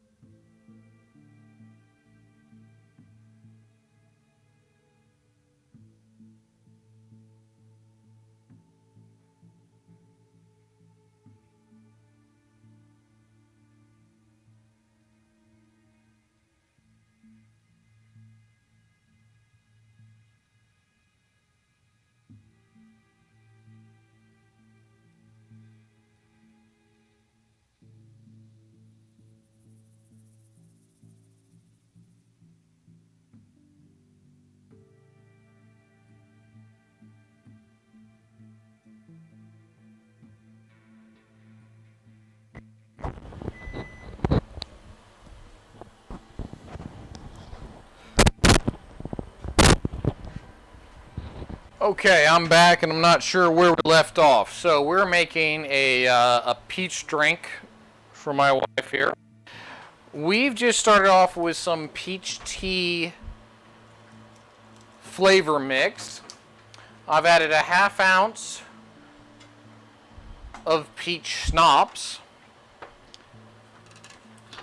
And then we're going to hit that with an ounce of rum and top the rest off with water.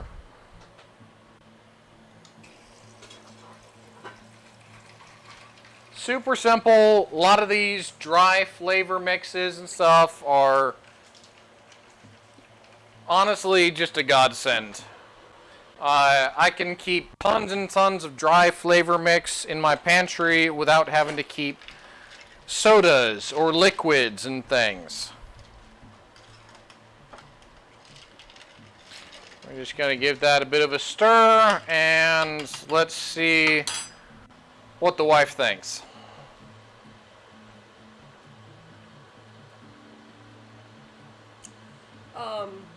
Lemon juice on top, which I think I Okay. accidentally put away already.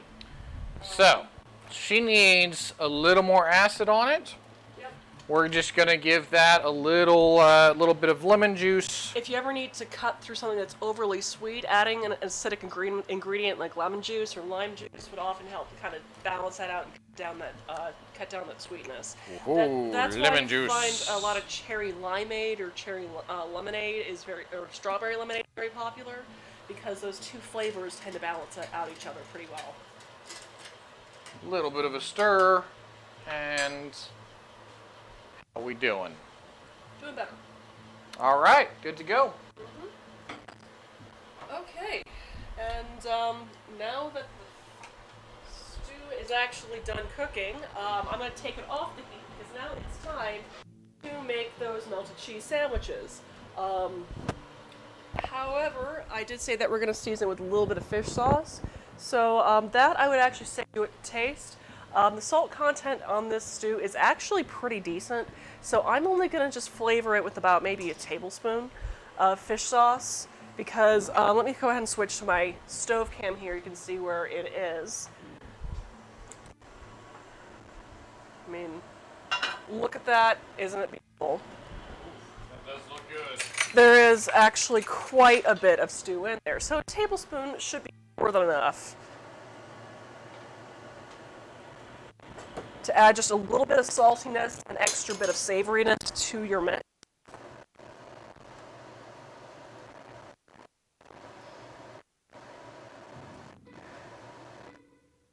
Give that a good stir.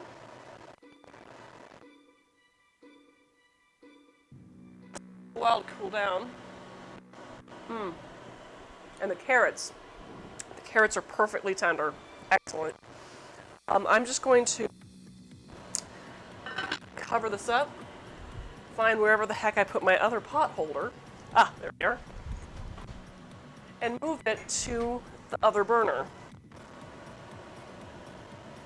after I've turned the heat off. Next up, we're going to need to make our sandwich. So, the skillet here, which admittedly does have a bit of bacon fat on it, but it's okay. Just going to let that sit for a moment as we do just a wee bit of prep on our sandwiches here. So, let's see here. Let's switch back to our prep cam. And I'm going to set up kind of a station here to show what I'm doing. So, you've made grilled cheese sandwiches before, right? Right.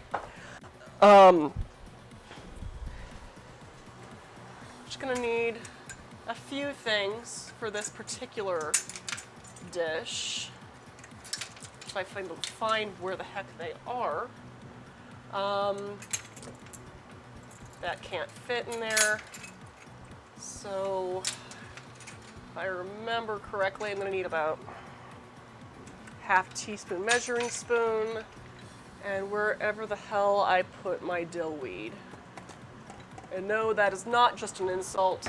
That's actually a thing with dill weed. So, it's basically dried dill leaves. There you go. So, you've made grilled cheese sandwiches, or griddled cheese sandwiches, is the better term for it, where you slather some sort of fat, which would be butter, usually, onto your bread before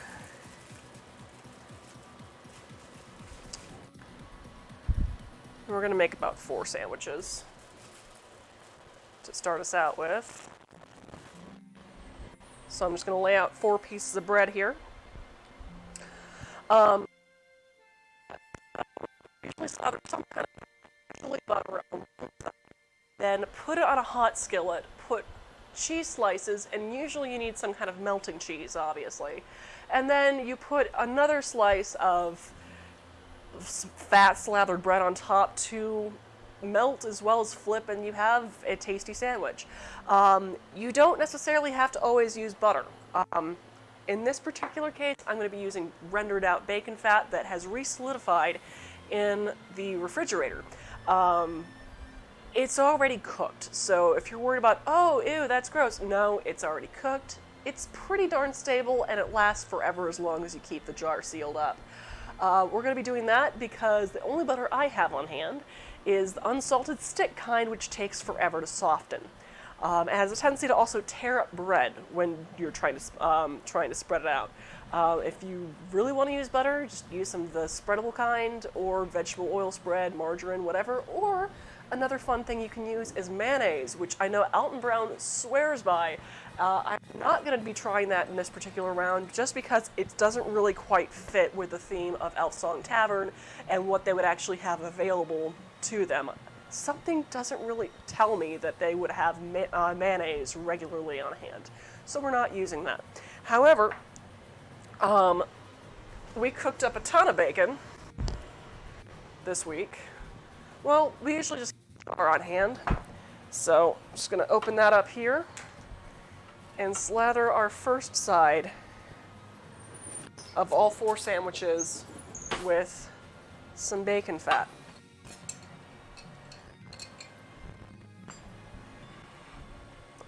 And you're like, well, why can't you just, melt some bacon fat and just cook it in that? Well, that's the thing. It also tends to retain heat a lot more than bacon does. And I found that a lot of times when I do bacon fat, and I is due to that, this is pure fat. Butter is fat and water. This is just straight on bacon fat. So, whenever I try allowing it to kind of get that kind of nice slight browning, so that's why you want it pretty much good when you put it on. Okay.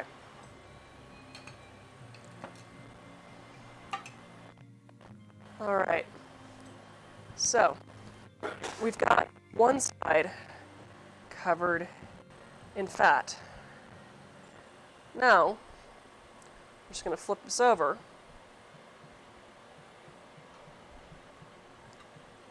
And do the next part of this sandwich by using style mustard. And it's that stuff that you see is basically mustard seed. I mean, look at that. Isn't that gorgeous?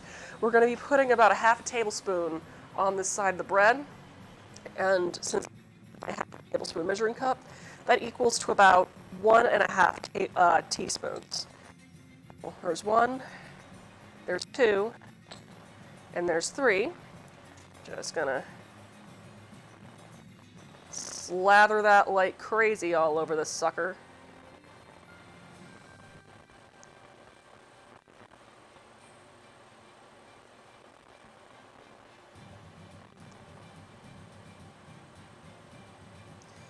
But, if you don't want that much mustard, a teaspoon. Which, that is what we're going to do for these sandwiches, because my husband does not like mustard unless it's really cooked and incorporated in there.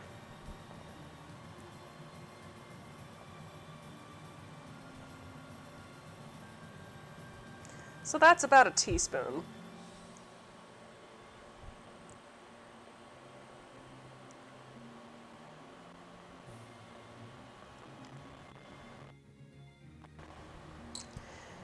Right. I'm just going to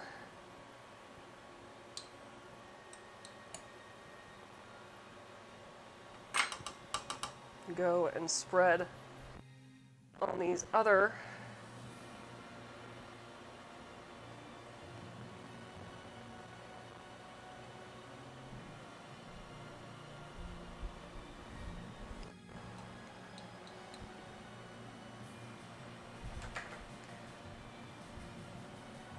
Yeah, get on there, dang it.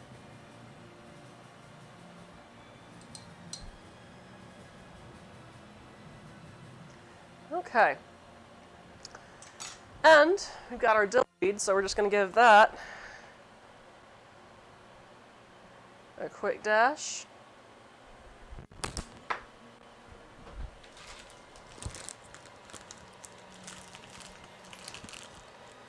Find wherever the heck this opens.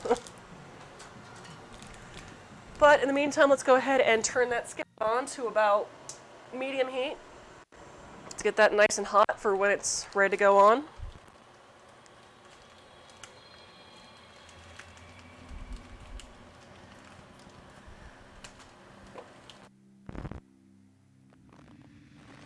There's 2 different kinds of cheese. One is going to be a smoked provolone.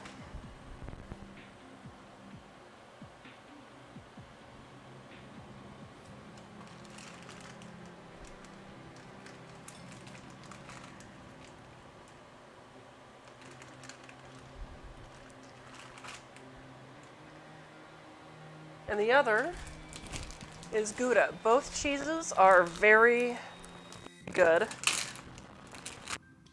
Wholesome Gouda. Huh. We still have plenty.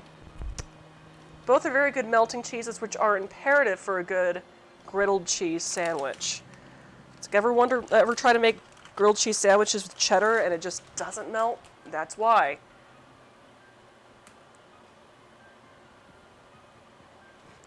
Gouda and provolone, however, are very good for that.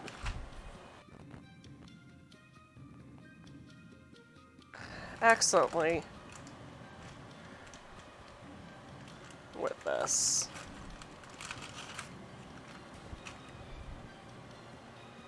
Okay. All right, I'm just going to check how hot that skillet is. Not quite hot enough yet.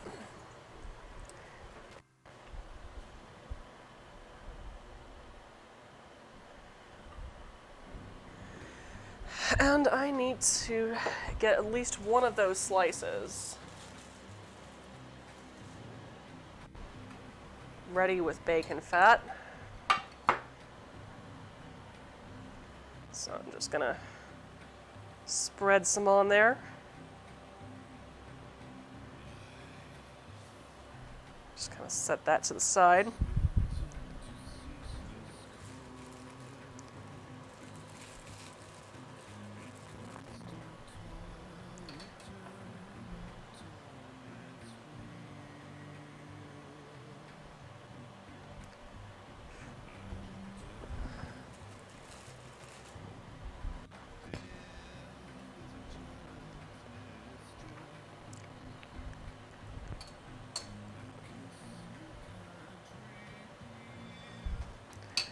Three and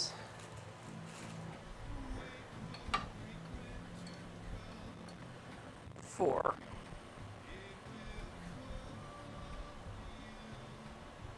Okay.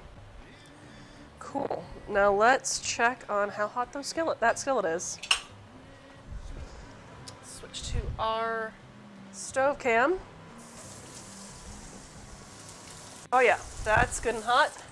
So let's get one of those sandwiches on there.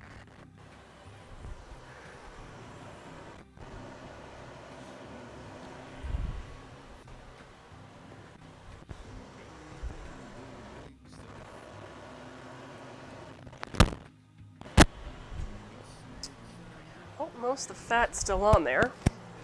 But yeah, just gonna let that cook and melt down some.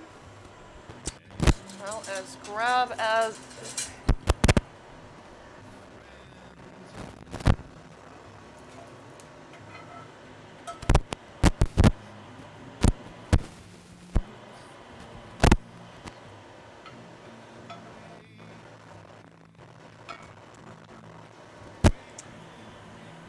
Oh boy.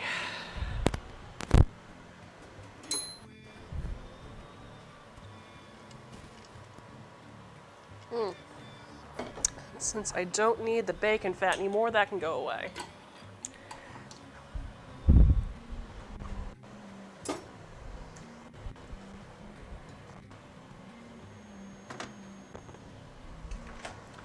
Let's see here. 1, 2, 3.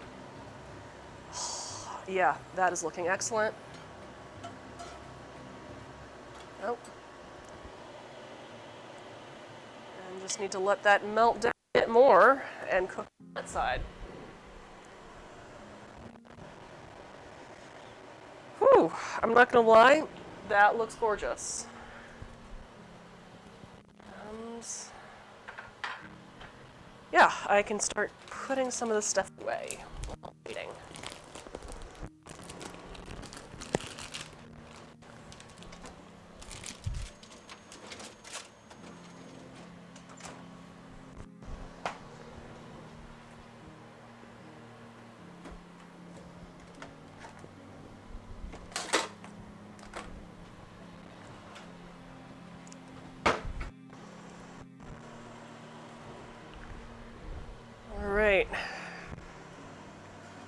we doing here? 1, 2, 3. Ah! Oh, come on. Oh.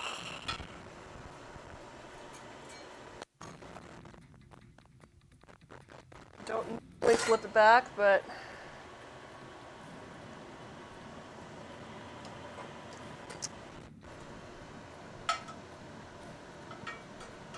just trying to melt it a little bit more on that side.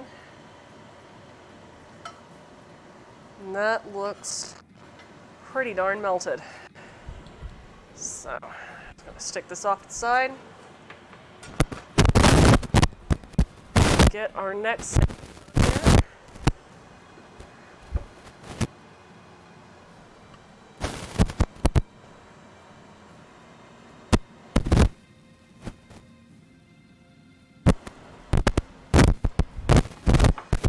A slice of bread.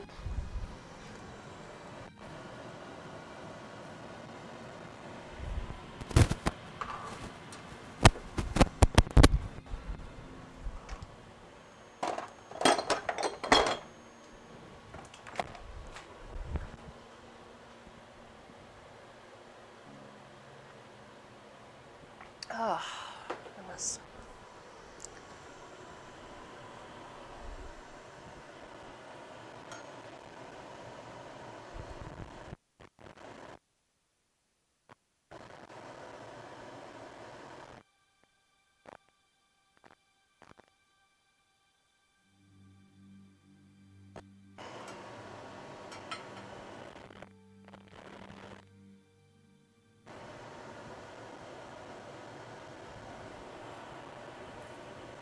One, 2, and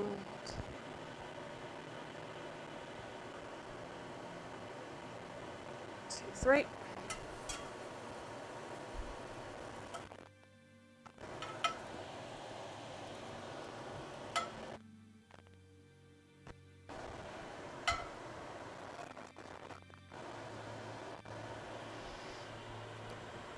Whew. More down.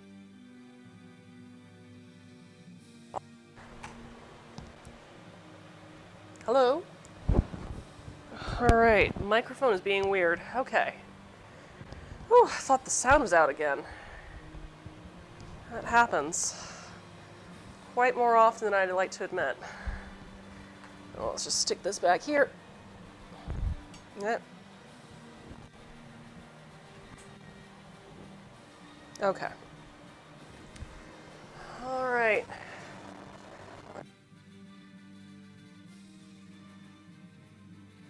Melty and good to go. It's time for the third one.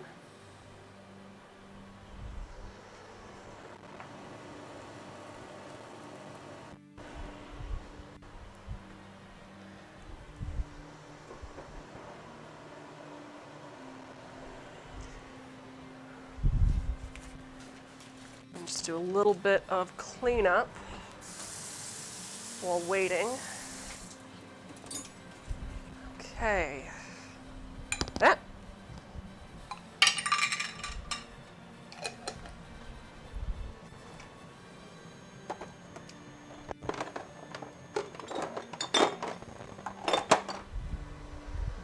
Fish sauce away.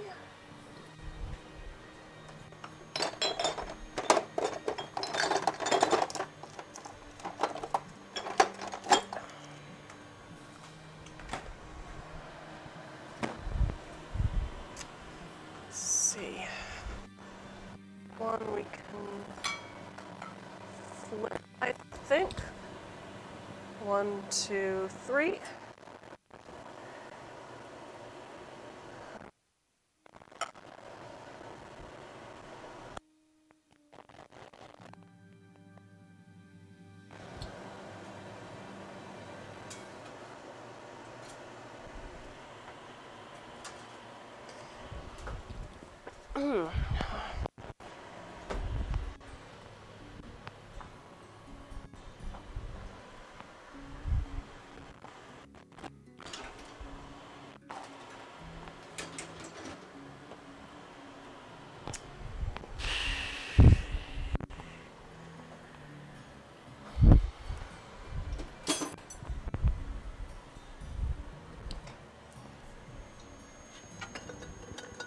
Why did I have that vermouth in the first? Oh, yep, I remember. It was because I did a vermouth-based salad dressing for Game of Thrones recipe for the season, for the show finale.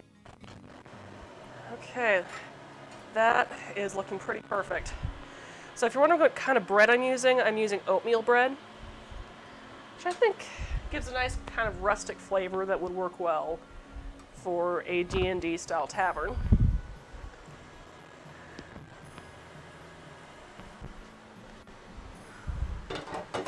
And no, you cannot use that plate. It is covered in bacon fat. And even though it will not give you food poisoning, it will still have a weird kind of... Have you ever tried eating something that was covered in grease? Yeah, it's that kind of level. Okay. We are getting close to done here. Let's go ahead and just take the lid off the stew so you can kind of see what it's become. Doesn't that look lovely? It smells amazing, I can tell you that.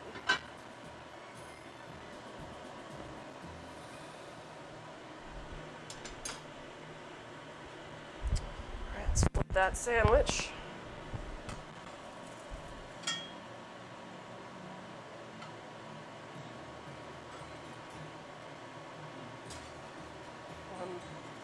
Two and three.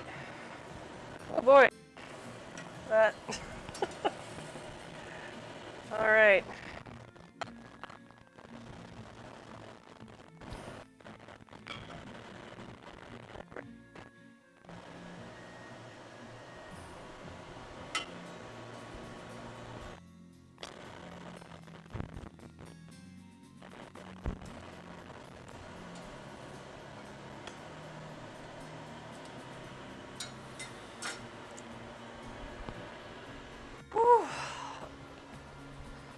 I'm okay. I'm just tired. That said, we've been making good time. We probably started the sandwiches earlier, fair, but that's okay. You're having fun with drinks.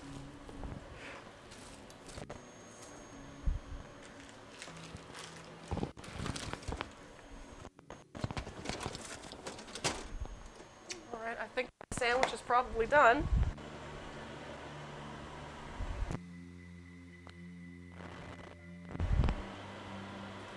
Oh yeah, that is done. Cool. Just go ahead and I'll clean off that skillet a bit. So, switching back to our prep cam. Got our sandwiches, which I'm going to cut into diagonals. Diagonals, superior sandwich cut. Oh, yes.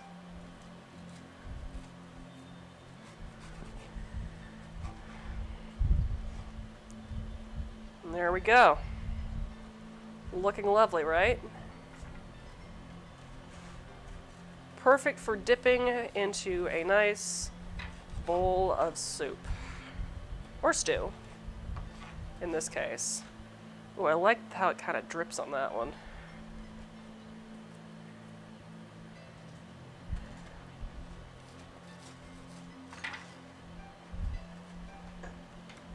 Haha. That one might be the photo one, but let's see how this one turned out.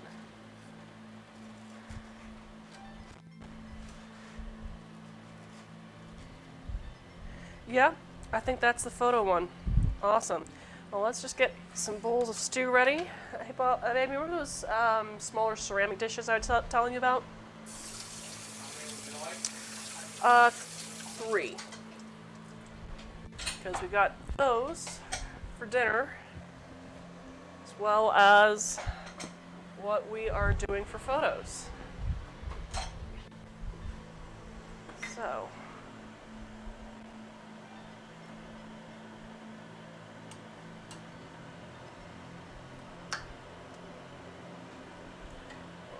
Did we change it to the... Yep, so can.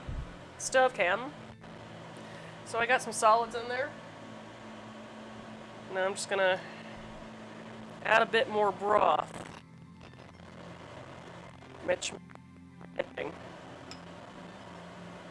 There we go.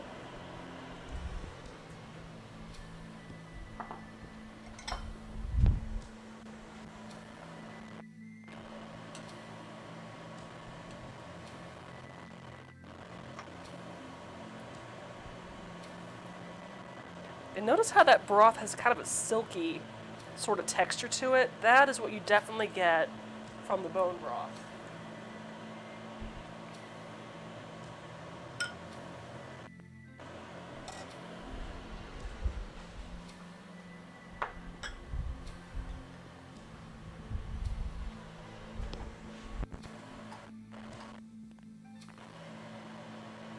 Last one.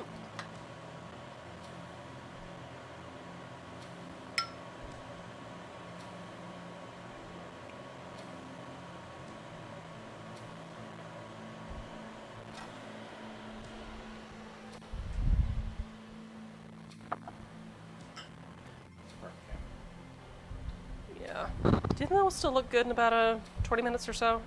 Yep. Okay. Cool. Well, I will hold off on pouring the bowl of stew for the photo until I'm ready to take photos, but just to keep it warm, I'm just going to cover that lid so it maintains its texture. Anyway, I would love to thank you guys for joining me for Munchies and Minis today. I hope you enjoyed today's recipe. I'm about to enjoy it myself. Now, as you see, one particular batch yields quite a bit of stew. Should definitely be more than enough for about a group of 6. Or, if you're just a party of 1, this should be good to reheat pretty much for the next week and a half. So, hey, one meal, only have to cook one meal for the next week and a half. Good stuff. Anyway, I hope that you join me this Thursday afternoon for our countdown to Dragon Con episode of Munchies and Minis, where Dragon Con! Woo! Dragon Con! Yes, Dragon Con Goes Virtual is this weekend, so please keep an eye out for programming. It is free to attend, so please join for that. We will be making some dragon fruit and apple crumble with a Dorito walnut crust, as well as the Dead Dog Day breakfast burrito.